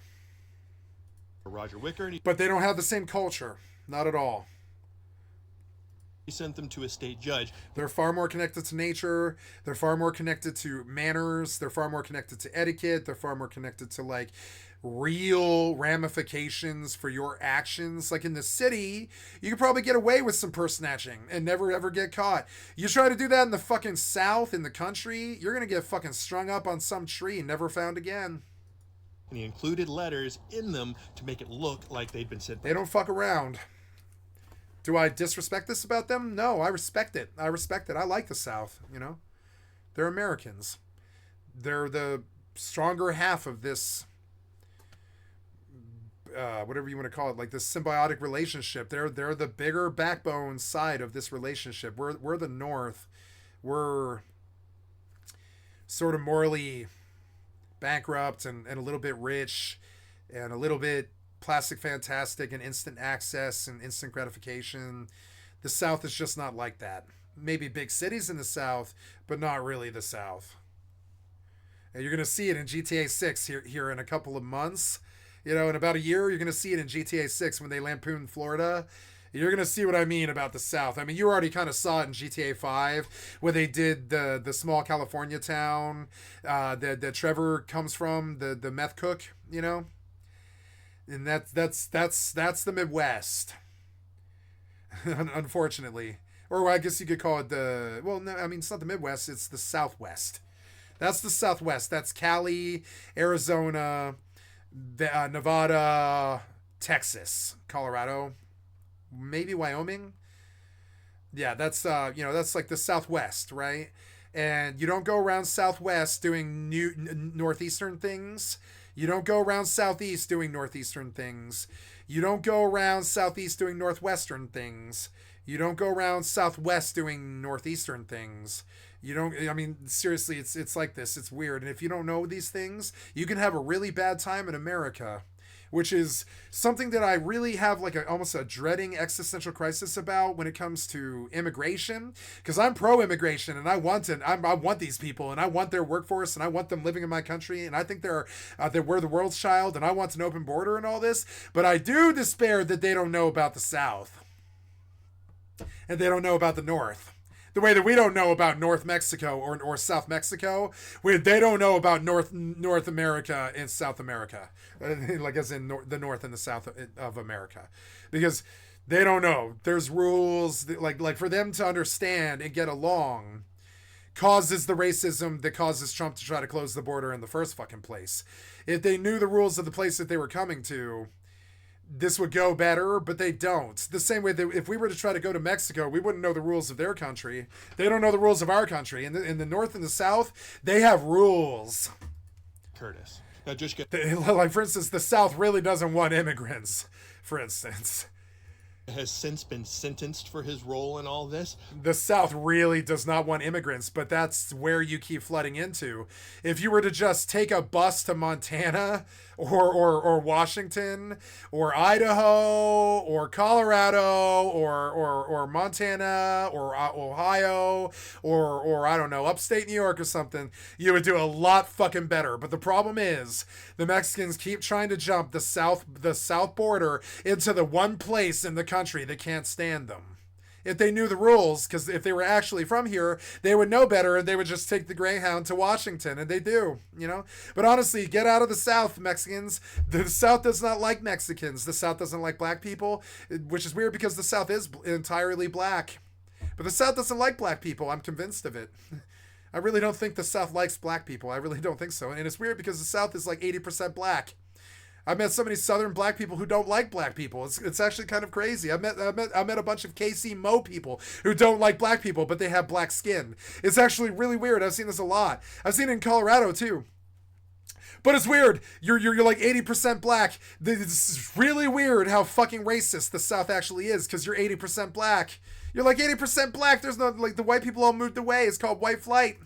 But not before to like Nashville, Tennessee and shit like that, so they could watch their CMT awards. You know, it's silly. It's, you know, they call themselves cowboys when they haven't like owned a ranch in 200 years. Guilty plea in order to go on a 30-minute rant. You know, Yellowstone. I'm sorry. The courtroom in which he expressed his absolute hatred for Curtis and compared him to Barney the Dinosaur. Yeah. Yeah, because Curtis was kind of dumb like Barney the Dinosaur, but he had a good heart like Barney the Dinosaur too, and he wasn't a criminal like you. So we like him. We don't like you, piece of shit, doucheka. We don't like you, doucheka. I don't care if you're dealing with Barney the Dinosaur. Barney the Dinosaur, at least he has a heart. You're the cold-hearted piece of shit right-wing fucking Republican who sold out your party, mailed ricin, quite literally, to Obama, and blamed it on the other white guy in the county. We don't know why they do stuff like this, frame people.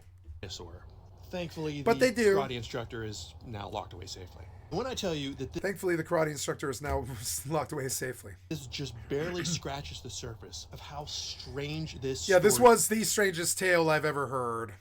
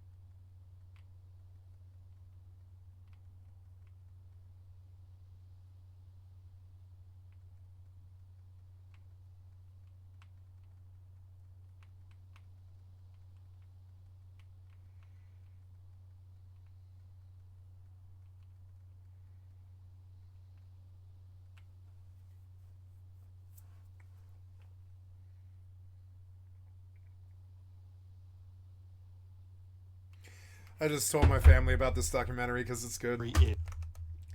I love good content. I don't get it anymore. They don't make good movies. They don't make good television. They don't make good video games. They don't make good shit anymore. They just really don't. They cut everything like the dope. They cut all the movies. They cut all the television with fucking dreck and worthless shit and bad combat scenes. And they just cut everything like the dope. They just cut all the products and everything. So everything's worthless. When you get pure dope on the motherfucking street and you see a documentary that's good from minute 1 to minute 180 or whatever, you're like, oh my god, this was like one of the best things I've ever seen. And you're like, this was the pure dope on the street. There was no cut. There was no lies. There was no bullshit. It was just completely like just a sensationalist case from the news. It was so good. It was like so satisfying. I like that the good guy prevails and the bad guy, the good guy Democrat wins and the bad guy Republican crazy fucking child molester, or not child molester dude, but he was the dude who sent the rice in 2 years before he was busted for sending the rice in. He was busted for standing in his front window in his house as the school bus came home from school in the middle of the winter in Mississippi, and he stood in the, and you can't make this shit up. This is what he did. He stood in the front window and jacked off to the kids coming home on the school bus. They were 5-year-olds. The kids told their parents. The parents called the cops. The cops came to the window and caught him doing it.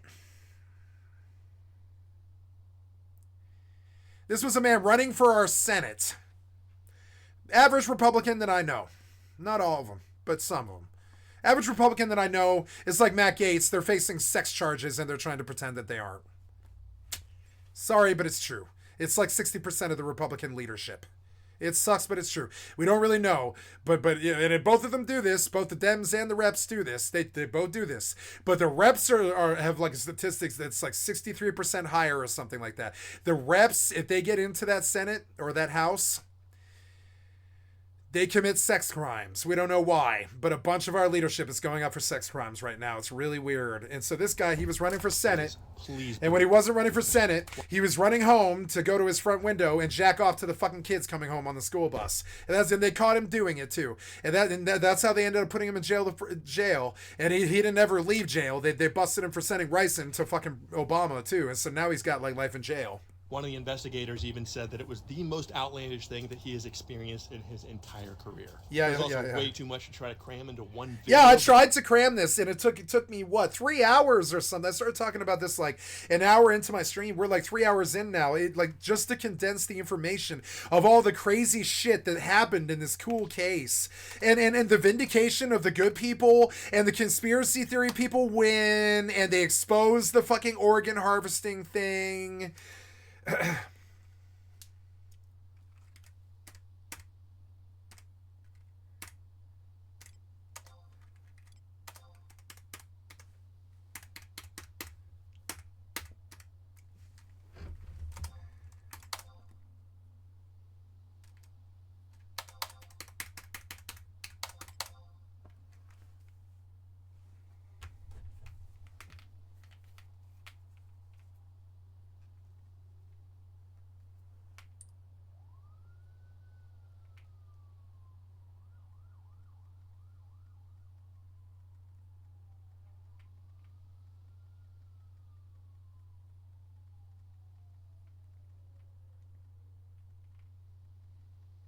Mm-hmm.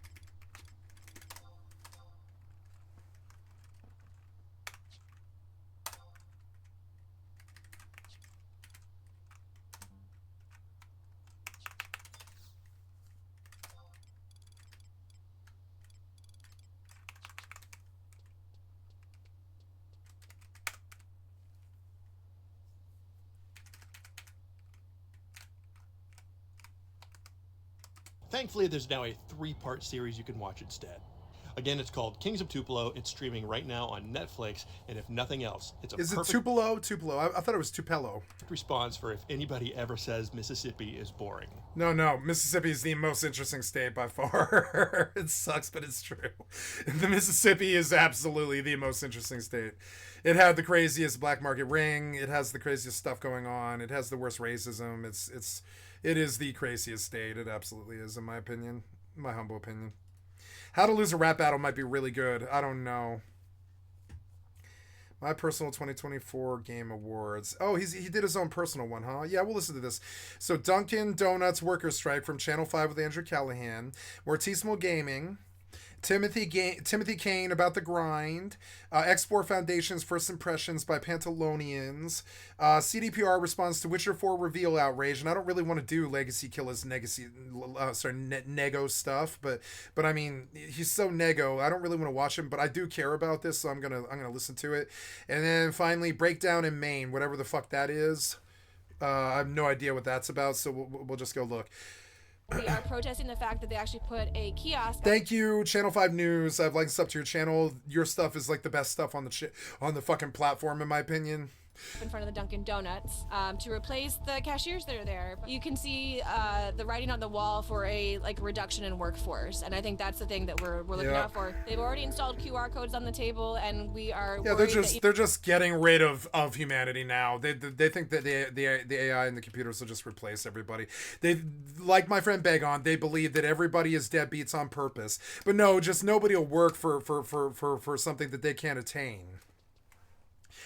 Nobody will work for $10 or $15 an hour if they can't pay the $2,000 for the that is required to pay the rent, or whatever it is, $1,300 to $2,000 or whatever that's required to pay for a single bedroom in most of the metropolitan cities in America.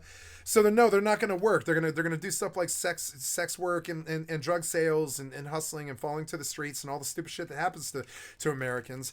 And they're not going to take your jobs because you don't pay them enough money to live. And you resent them, and you think of them as the homeless who won't work, but no, it's that you have bank accounts filled with trillions of dollars like Elon Musk, and you just stockpile that shit like fiscal conservatives do until we all starve to death, and then we kill you, and the cycle repeats. Consult World War II if you don't believe me.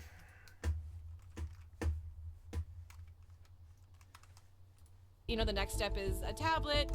Next step could even be a robot one day, and we need to be able to have a say in the workplace. If we allow automation in, it's just going to take customer service, away. Out. It's going to take service out of customer service, and that's not what people want. They hate workers. They hate us so much that they want to automate us away.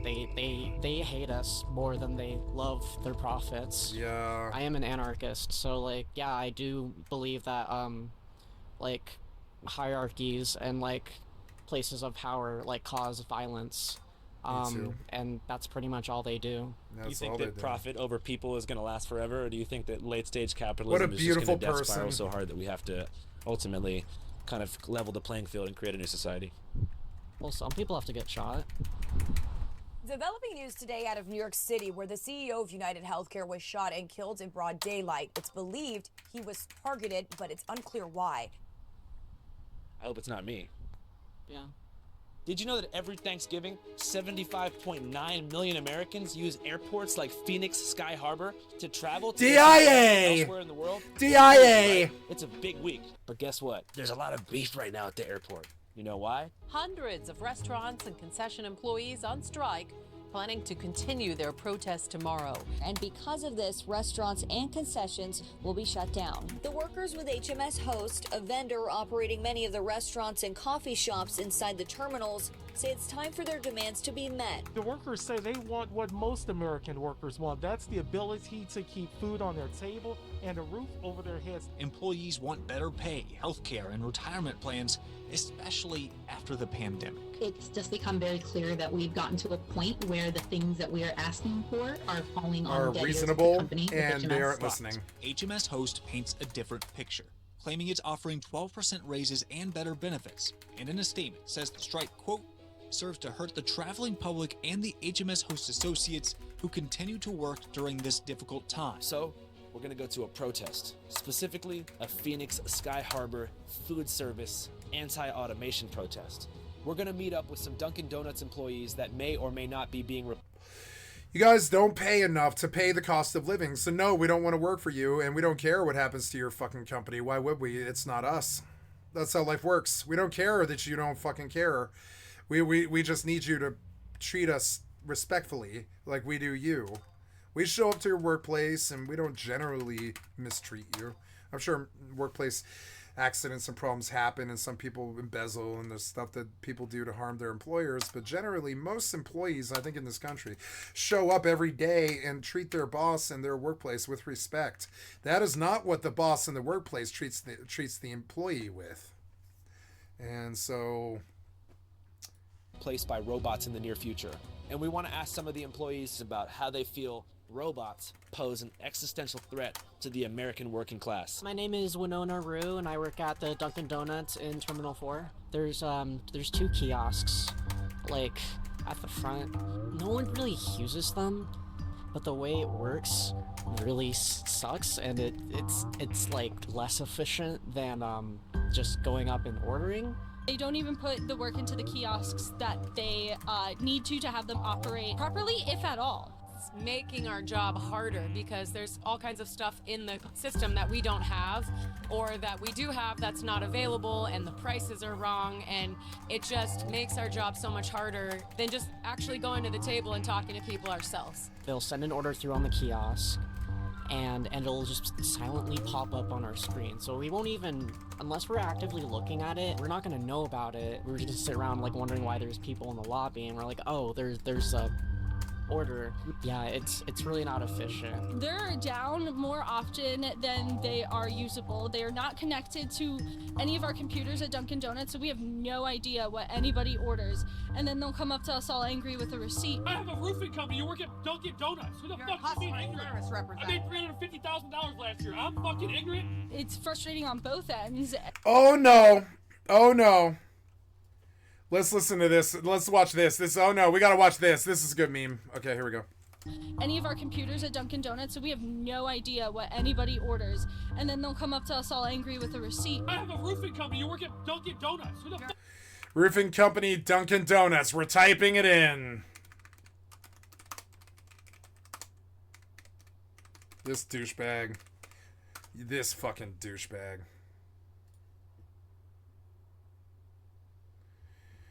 Oh no. Oh no. Oh no. Please no.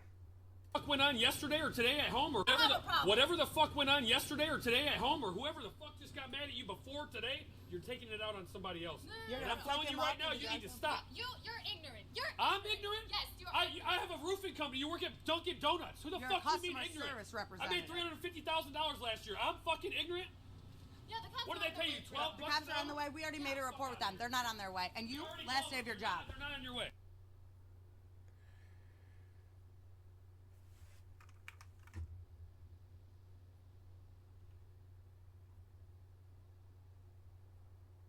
If that dude is complaining about expired coupons, guaranteed he doesn't make $350,000 a year. What a dick.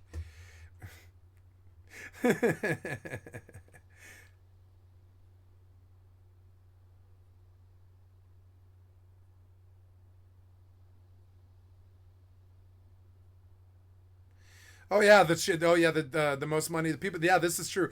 The cheapest people are the people with the most money.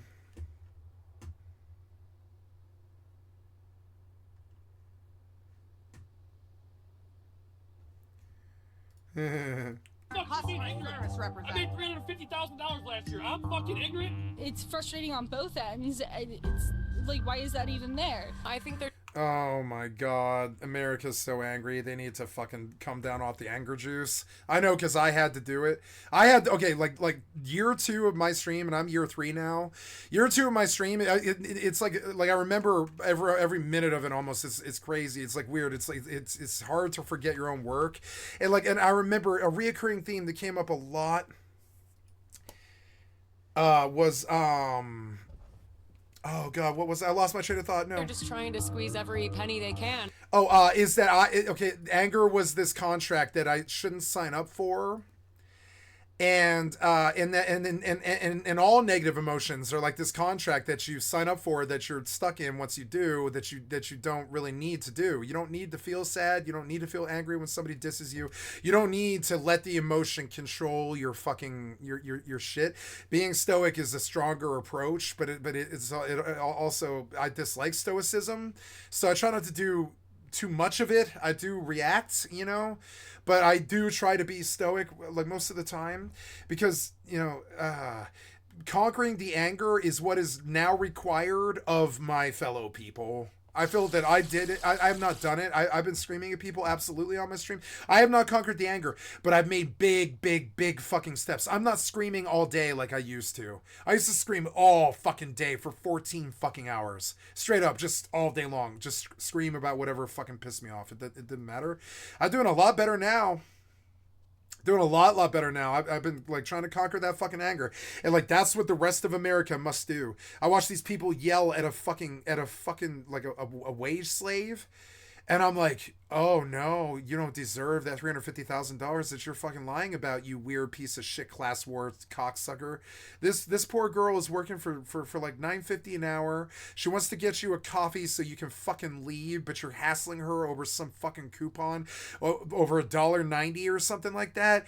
And it's fucking weird. Like, yeah, $1.90 is a lot of money when you're a fucking pinch penny douchebag, but it's not a lot of money to the fucking cashier who's standing there waiting for you to make your fucking order and move on with their fucking day. You're hassling them so bad that they've called the goddamn cops. This person is essentially a doorknob on a door. They're like the person that was placed there to greet you, that you turn to create a transaction with the business. They're like the doorknob on the door, and you're yelling at them like they're the fucking master of the mansion. They're the doorknob on the mansion. I have to break it down to some kind of idiot fucking metaphor for these pieces of shit that didn't grow up reading books, or they grew up on fucking Springer and shit. And like, and I'll boil it fucking down, because that's what needs to fucking happen. Like, you are speaking to the doorknob of the house. Your issue is with the master of the house. Why are you fucking banging on the doorknob like a fucking idiot, to the point where the doorknob has now called the cops on you? And it sucks that she's a doorknob, but I mean, that's what it's like in that job. You're just a doorknob. I mean, I'm not trying to diss her by calling her doorknob. She's not a doorknob. I'm saying that's how they treat you. That is what it's like being. It's like being a doorknob. Like, nobody cares if you're there. Nobody pays you enough money. Nobody treats you well. The boss doesn't treat you well. Like, if you take a day off, they fire you. If you're sick, they fire you. If you talk back, they fire you. If you cause problems or you have some issue with somebody else, they fire you. Like, they can get another person instantly. They've got a long line of applications because the world is a shithole, and everybody's poor and starving, and like, so you're expendable to them. They don't give a fucking shit about what you do or what happens to you. They don't care as much about you as walking out the door at all. Now these superiors might like you if you work there long enough, but who pays their paychecks dictates what happens. And whoever pays the paychecks doesn't want you there, then you're gone. You're just gone. You've been excommunicated. You know, the boss controls all of it. If they're not cool with you, then you're not going to do well there. You know? Where am I now? I came down to the road. Oh, yeah. Did I chop wood? Yeah, I left the zombie temple because I was like, I don't need to fight zombies. And I think I came back, and now I need to turn on the sound. Whoa. Why did it suddenly... Come on.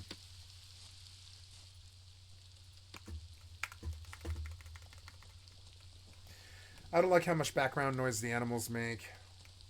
It's not too good for the gameplay.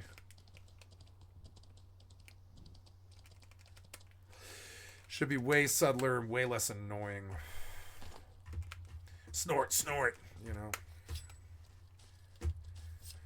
I had to stop playing my working character on World of Warcraft because the fucking character would snort every 19 seconds. And the 19-second snort, it really started to drive me fucking crazy. And this is, this is the stuff Blizzard does. That snort that they put in the game, eventually I had to stop playing my main because of that. I was like, I can't listen to her like that. Hear the snort? I can't stand that snort. I hate horses. I don't ride them. I ride pigs because they don't sound as annoying to me.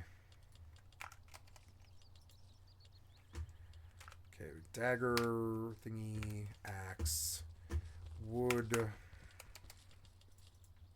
stuff. I want to go killing.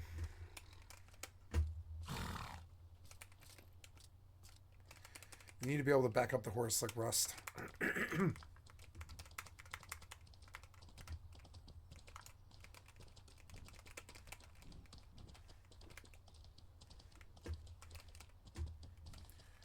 Why can't I move? Okay. We are on the east side. I need to cross the... Oh no, I'm on the west side. I need to stop.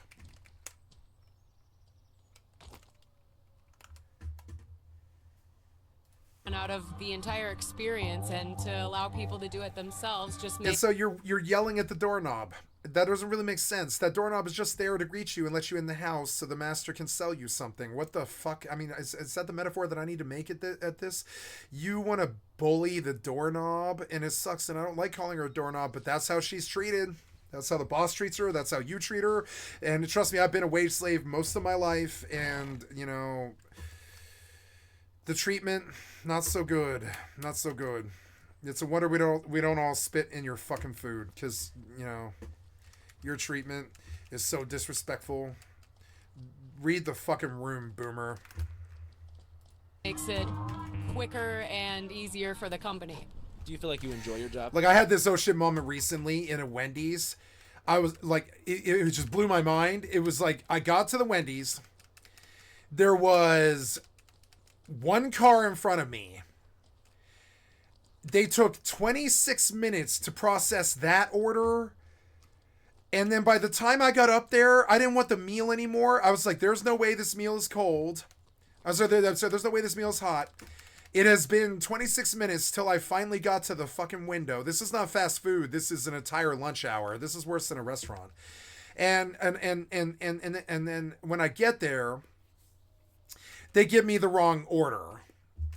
And so I go, which is fine. It happens, you know, it's fine. So I go in the Wendy's and I'm ready to fucking scream. I'm like, why did you make me wait for 30 fucking minutes for a spicy chicken sandwich that I didn't order? And I said it like that, but then I was like, I'm sorry. I'm just going to calm down now. I said it right to the guy. I was like, I'm sorry, I'm just going to calm down now. I'm sorry. And they're like, sir, we're sorry that we screwed up your order and that it took you 25 minutes to get through the drive order. And I was like, refund. And he was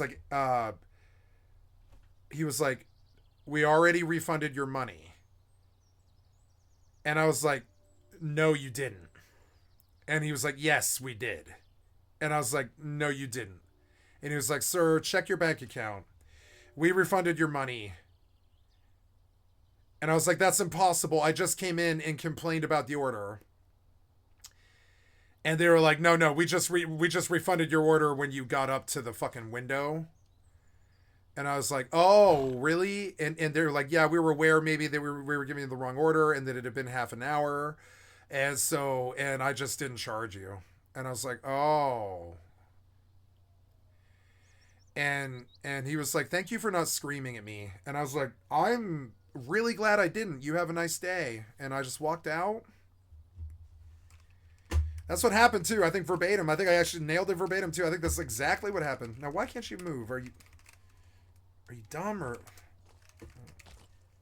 Fucking move.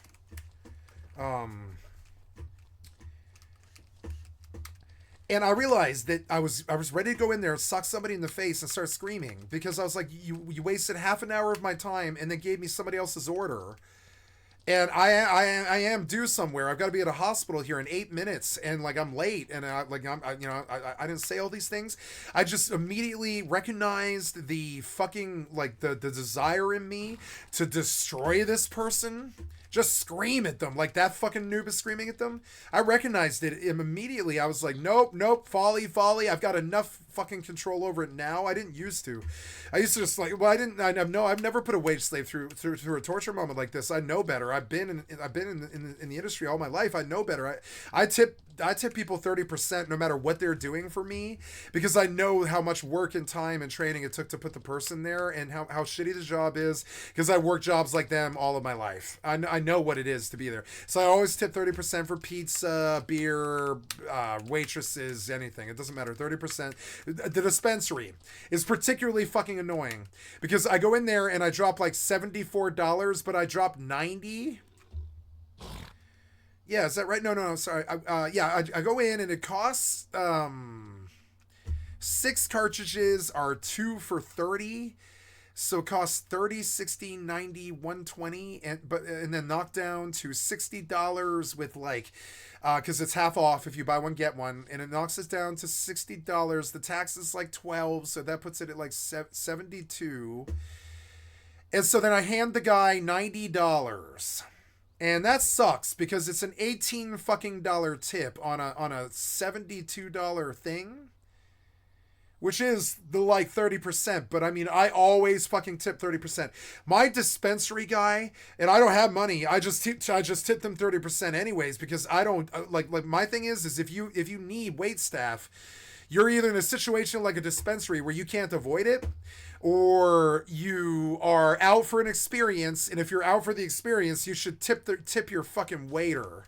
You know, tip your fucking waiter. It's an experience. They're giving you an experience. It's not just the food. It's an experience. You don't have to cook. It's all this other stuff. So it pains me to hand that guy $100 bill and ask for 10 back. It delights him, because he knows that he just made $18 in a second, you know? In a second, which some people work 2 hours to get, you know, and it delights him. And my dispensary people, they fucking love me. They know me by my first name. They're like, dude who streams and stuff. And I'm like, yay. And they're like, yay, Mr. Lord of the Rings. And I'm like, yeah, I'm Lord of the Rings guy. I wear the Lord of the Ring to represent my sobriety as I buy my marijuana. And then we all have a laugh. You know, we all have a laugh. I've got a joke that I tell at the dispensary. I'm like, yeah, Mr. Lord of the Rings. This ring, it represents my sobriety. Give me $100 worth of hash. And they're like sobriety. And they're like, what? You just ordered $100 worth of hash? And I'm like, yeah, I meant hard drugs. I'm sober from hard drugs. And the only reason I'm sober from hard drugs is I have something I can smoke all day that isn't a fucking crack pipe, you know, or a meth pipe. So, and so, yeah, it is just weird. Like, you know, so I hand my dispensary person, and I've done this since the day I've done this once a month since this, September 26th, 2023. Once a month, I hand my dispensary person. I've been to 3 different dispensaries, and they're all good. I hand my dispensary person, $100, and I ask for $10 back, because I always buy $68 worth of marijuana every single fucking time. I'm like this at the liquor store too. I'm a very, very set customer, and I know what I'm buying. It's Svedka, or it's triple distilled platinum, one or the other. It's Svedka or triple distilled platinum or Sky vodka, one of the 3. I'm not buying anything else in the motherfucking store. If it's beer, it's Voodoo Ranger. That's it. You know what I'm saying? I'm not buying any other beer. Like Voodoo Ranger. That's it. Voodoo Ranger. Only Voodoo Ranger. And if it's weed, I buy three or four, usually four different strains, 6 different carts, $30 for 2. So all 6 carts are 30, 60, 90, right? Or whatever. Yeah, I'm sorry. Yeah. It's 120. I'm sorry. Yeah. 6 carts at, I think it's actually 40, something like that. Yeah. I think it's 40 or whatever it is. Yeah. Yeah, that's right. It runs out to about $68 after the buy one get one, and then I tip them $18 every fucking time. And they love me. And it doesn't matter that they love me. I don't get a better deal or anything like that. It doesn't matter if they like me. Even I don't really particularly want to talk to them. I want to hand them money and walk away 5 seconds later. I don't want to talk to the person, honestly. You know, it sucks, but I don't. I get along with dispensary people because I have grown crops of weed and I've trimmed weed. I've been a trimmer. I worked in the industry and stuff. I get along with dispensary people. I know their job. I've done it before. But like, understand that, like, you know, but I don't want to talk to you really. I want to be out of there in like 5 fucking seconds. That's part of the tip, is I want to be in and out of that motherfucker. It's a chore errand for me and I want to be done with it instantly and done. If I could, I would just have it sent to my house. I don't even want to do the drive to the fucking dispensary.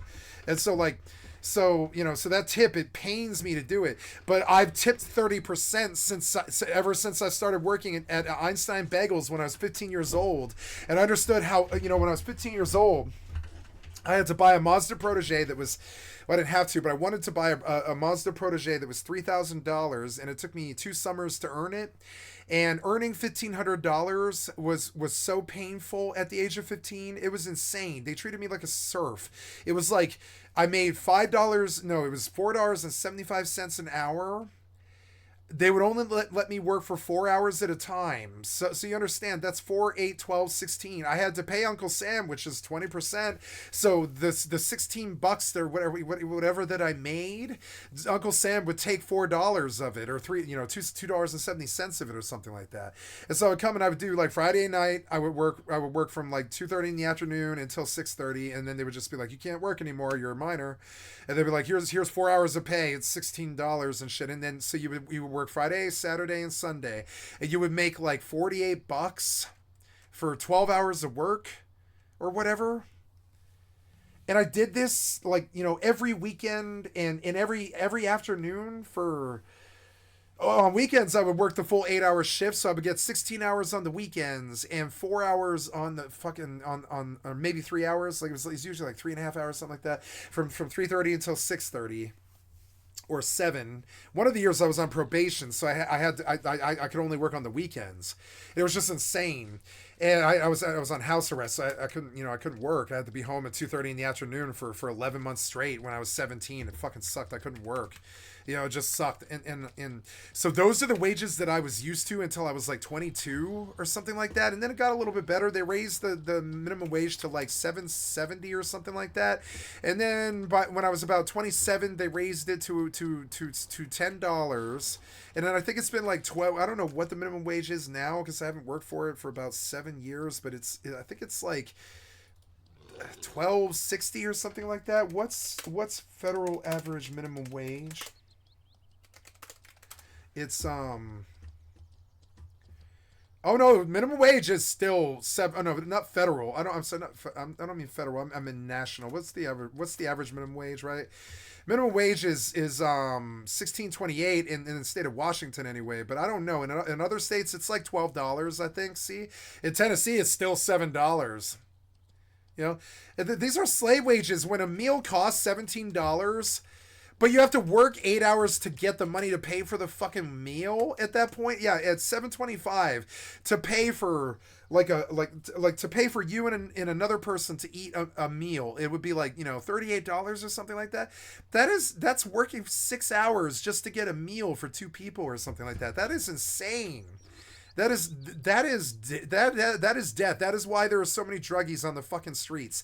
That is insane. That with the current rent, what it is, what you pay is so low that nobody will work for you. People at Dunkin' Donuts won't work for you because you treat them like garbage. No, I've worked customer service for 5 years. I don't enjoy this. I don't. I'm here for the paycheck. No. It would have been more I don't enjoy for this. them to agree to this contract because they're really suffering now. I don't out, enjoy this. Demonstrating like this during.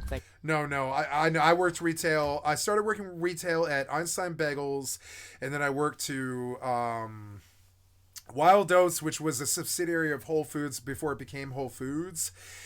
For 3 years, and then I worked for Conoco, and then I worked for BP for 5 years, and then I worked for another Conoco for 2 years in another state, and then I worked for a Westin hotel for 2 years, and God, what else? I worked for Food to You, which was a subsidiary of Grubhub for 7.5 years. I worked as a taxi driver for 7 and an Uber driver for 6. So I was in the driving industry for 17 to 19 years, depending on whether you consider delivering food on a case by case basis, on a need to fill order. I worked a job where if they had business, they would give it to me. If they didn't, they wouldn't. Right? That was Food to You, and so I liked my job because some days I didn't have work. That suited me just fine because, you know, I worked enough where I could pay rent. But it was really nice when my boss would call me up and be like, there's no business at the Chili's today. There's no business at the Tzatziki's or whatever. There's no business at the fucking, you know, the Bull and Bush or anything.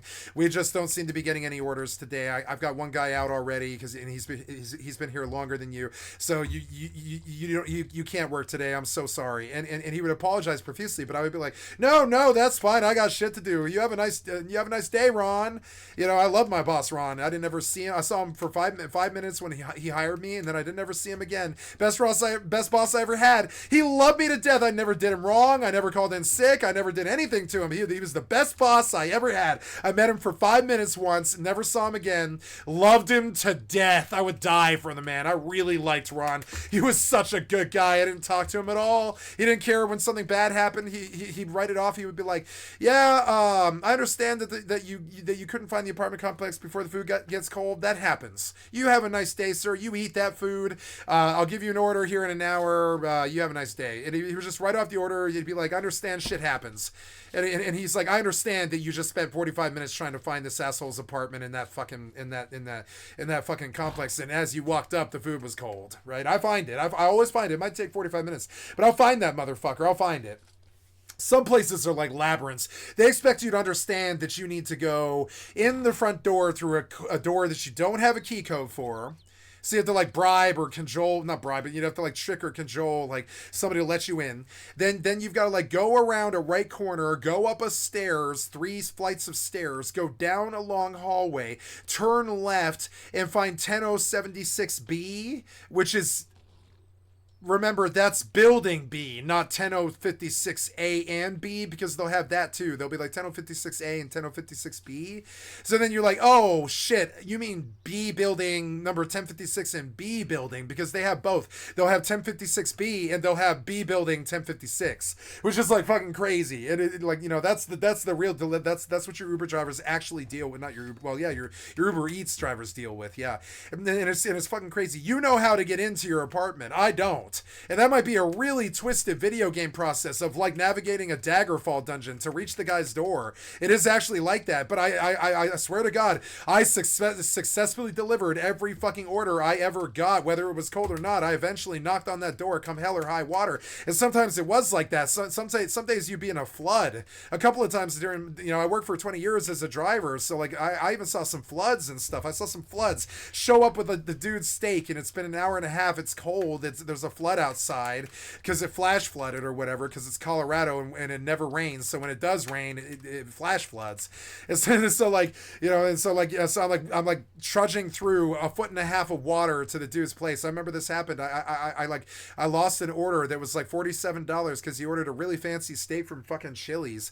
And I like, you know, I like went through like fucking Columbine Street or something, and I had to like wade to his fucking door, and I show up at his door and the water's up to my fucking crotch and shit, and I'm like, here's your fucking steak. I'm sorry it took an hour and a half. My car flooded on South Colorado Boulevard and I got stuck there for 25 minutes. And he was like, yeah, I know, you told me on the phone. You have yourself a nice day. I understand completely, and I'll just microwave it.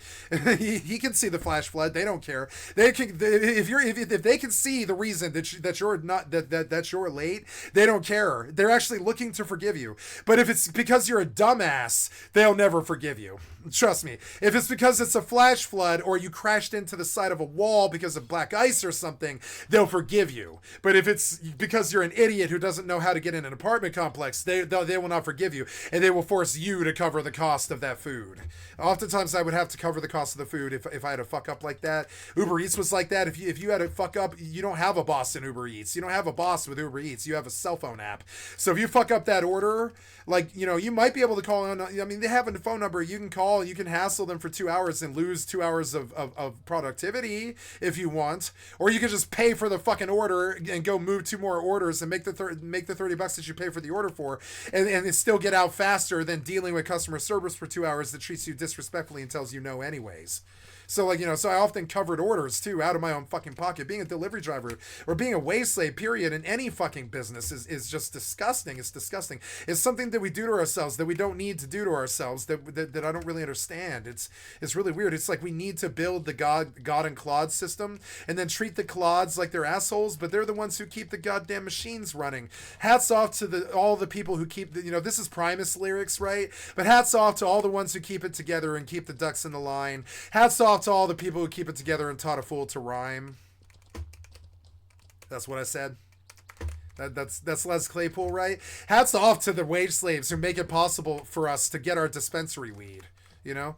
Otherwise, how the fuck are you going to do that? Are you going to get a cell phone app to hand you dispensary weed? No, I don't think so. Are you going to get a cell phone app to drive across town with your fucking pizza? No, I don't think so. Maybe Amazon can make drones like that eventually by like 2040. But right now, today, in 2024, it's going to be really fucking difficult for you to like get a fucking, you know, to get a drone to deliver you a pizza for less than $200, you know? Thanksgiving. This is the busiest travel. I time bet in you can the probably whole get a year. drone from like, you know, from in LA. I bet you can probably get a drone from like Postmates that will deliver you like a bucket of fried chicken from KFC from a county that's 26 miles away. And they'll do this because they charge you $500. But I mean, that's what that costs, right? People think that because you're a wage slave that you're just a loser, but no, you are actually the actual water under the boat. Without it, you're just a boat that doesn't move. It's an apt metaphor. You are the water under the wage slaves are the water under the boat. Without us, the boat goes nowhere. It just grinds along the bottom of the fucking rock, and you're like, why aren't we going anywhere?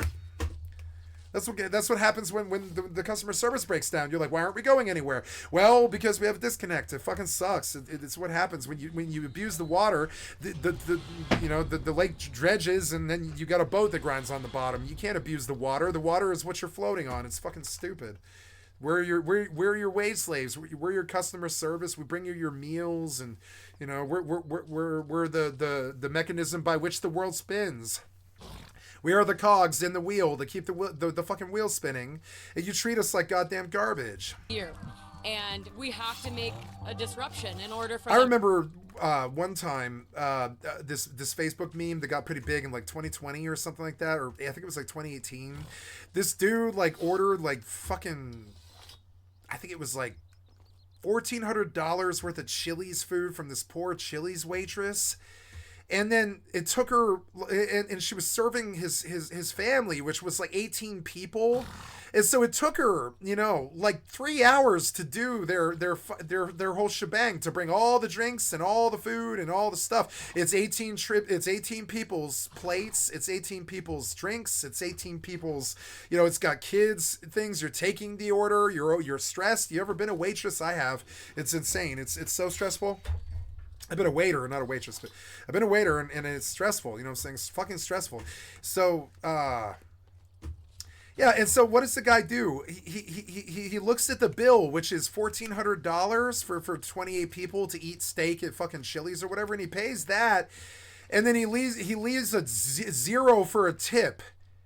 And then he writes the words L and L around the zero on a $1,400 fucking Chili's order. In the restaurant with like service and a waitress sweating bullets, bringing you coffee and fucking chocolate and chocolate cake and, you know, all the shit for 3 hours straight, and you linger there for 3 hours because it's a family get together and stuff. And it's one lady, and she's like booking to cover 18 fucking people, and one person does the work of 18 people. And and this asshole took the $1,400 bill and he wrote LOL with the zero that he left for a tip because she was like 15 minutes late. She was like 15 minutes late with the food. And that's not even her fault. They ordered like 18 people's worth of meals and shit. It was insane. Like what he actually thought was okay. And so the waitress quit. The manager quit.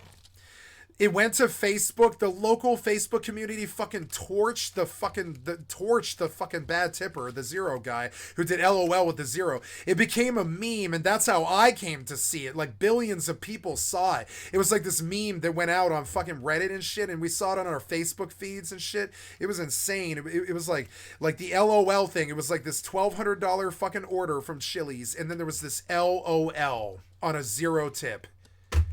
Because she was like 15 minutes late. Who the fuck cares about that? You ordered so much food and spent so much money. Who cares if the waitress is 15 minutes fucking late? I know you're starving or whatever, but I mean, like, it's a one waitress trying to deal with 18 people's food. It's gonna take some time, motherfucker. That zero, like, galvanized that town. And that motherfucker had to move away from his hometown. He had to pack up his fucking family because when the community learned how fucking piece of shit fucking bully he had actually been to the fucking waitress, they found out on Facebook Marketplace and Facebook Neighbors and shit, and they told the whole community, and he was the laughingstock of Reddit and all this shit, and his name got out. They leaked and doxed his information and all this shit, and the community fucking torched him. He had to move away from the hometown that he was born in. And not only is it like bad to be a bad tipper, it can also like cause really bad problems. It can actually cause really bad problems. Like for instance, I'm a taxi driver. You want a round trip. You want me to bring me to somebody's house and then bring you and them back or something like that, right? If you verbally fucking abuse me, I don't by law have to bring you back. I could just strand you at that motherfucking house and be like, no, I don't have to take your fucking service. It's my cab. I don't have to take their service. I really don't. It's my business. I don't have to. If I don't trust or like the customer, I don't have to do it. No, I didn't do this a lot. I'm just using it as an example. I don't think I ever stranded anybody everywhere. I don't believe I ever did. The worst thing I did, I think, was I called the cops on a 15-year-old girl who thought she could just like pass $125 cab ride off on me. And so I locked and they would have fired me if I didn't do this. I abducted a 15-year-old girl, and I'll say this right on stream, like it sounds like creeper, but I don't care. It's what happened. I got people who can back it up. I got witnesses and shit. I abducted a 15-year-old girl while I had the cops on the fucking phone. And I called 911, and I'm like, hello, I will lose my job with Yellow Cab if I let this girl out of my cab. She doesn't have any money. She ordered a $125 cab ride from blah, blah to blah, blah. And now she thinks that she can just get out of the cab. Now I'm under orders from my fucking boss, who I called first before I called you to ask what to do. And I asked the boss what to do, and they said, you have to lock the doors now before she exits the cab. If you let her exit the cab, you've got to pay the $125. And I was like, okay, I locked the fucking cab. And I was like, I'm sorry, I've got to abduct you now while I call the cops. And she's like, what? I'm calling my mother. And she called her mother on her fucking cell phone. Her mother comes out, starts fucking screaming at me and shit. And I was like, pay me the $125. I'm talking to her mother through the crack in the fucking window. Her mother's banging on the fucking window and shit, screaming at me and shit. I've got the 911 operator on the phone on speakerphone, and the mother's listening to the police operator read her the law on theft of service. The mother's listening to the fact that her mother has committed theft of service and that there is an officer on the way to the scene now, and that they are likely to face like at least a misdemeanor, if not a felony, for this. And the mother's freaking out now. And the mother goes running into the house, and she comes out with $150, and she's like, take it, let my daughter go and be gone, don't ever come back here. And I was like, Jesus Christ. And she was like, I really need this money. And she looks at me and she's like, I really need this fucking money, fuck you. And I was like, Jesus Christ, I didn't order the cab. You know, that's an example of what like bad tipping and theft of service can end up doing. It's like the cops can get goddamn called, and it can become this debacle where you get fucking crucified in front of 200 people or an entire restaurant or a taxi driver or something like that. You will get crucified. You can't. Sometimes you have to tip even. So in some places it's a legal requirement. In some places it's like a legal requirement. They can call the cops on you if you don't. It's insane. In some places in this world it's like that. So like so bad tippers, man. Like I don't know, man. Like and so then you on top of it. Okay, bad tipping's one thing, and we can't say anything about that, honestly. The waitress, right? The waitress cried about the LOL thing on the zero for the $1,200 fucking for the $1,200 bill, but and it came out in the Facebook 2 days after it happened or something like that. But the waitress had to take the zero. The waitress was required by her job. She quit the job over it too. The waitress was required by her job to not say a fucking word either. Not a word. The boss can legally fire her if she says a word about that tip. A single word.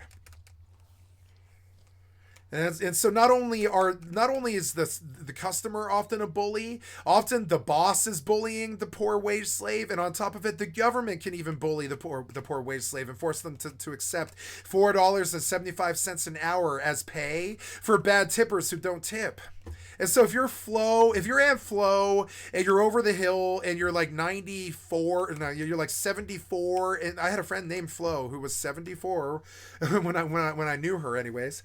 I loved my friend Flo. She worked at the Breakfast King in Denver, Colorado on Santa Fe in Louisiana, and her name was Flo. She's like, "Hi, I'm Flo the waitress. I'm old and I like cigarettes and scratch lottery. How you doing?" I remember the day I met her. She was like, "How you doing? I like you." And I was like, "I like you too, Flo. I really like waitresses named Flo. I didn't know how much I liked waitresses named Flo. Was my intro, you know? I was like, "I like you too, Flo. Let me get you a pack of smokes and a scratcher. What's your flavor?" She's like, "I like you. You're like a bartender. I don't like most cashiers. They don't talk." And I'm like, "Yeah, I know. I don't know why cashiers don't talk. It's such a boring job. You might as well fucking talk, you know?" And she's like, "Yeah." So she's like, "All right, give me." And she's like, "All right, I got to read the numbers." And she pulls out a magnifying glass and she gets up to the glass and she's like, "You don't mind if I stand here and read?" And I'm like, "No, there's nobody in line. What fuck do I care?" And she's like, "I like you, Scott." And I'm like, "Okay, cool, thanks." And they all call me Scott for some reason. I don't know why. That's what everybody thinks my name is. Everybody in the world thinks my name is Scott. So hi, I'm Scott to you. My name's Scott. Hi. I doxed myself. You know, but truthfully, when I tell people what my real name is, they don't understand it, so they just call me Scott. And that's okay. So call me Scott. That's what everybody in the world has always called me. My name is Scott. Now, it sucks, but it is. Hi, I'm Scott. I doxed myself, quite literally. But I mean, I can't hide from it. I was a fucking wage slave for 17 years, and I handed out business cards to tens of thousands of people, and I run a stream where I dox myself all day. So, I mean, I don't care. I don't care. So, hi, I'm Scott. Call me Scott or whatever. She's like, "I like you, Scott." And I'm like, "Okay, cool." They all say this. They all say, "I like you, Scott," because they realize that I'm like a good bartender. I'm a good taxi driver. I'm a good drug dealer. I'm a good fucking cashier. I'm good at whatever the fuck I do. It doesn't matter what it is. I'm good at whatever I do, and I get along with people, and I don't fucking push their buttons, and I'm interested in getting them the fuck away from me in the same interest that they're interested in getting away from me. So I'm really, really genuinely good. I'm like genuinely fucking good. It's something that people have told me all of my life. They were like, "You give the best customer service that I have ever received."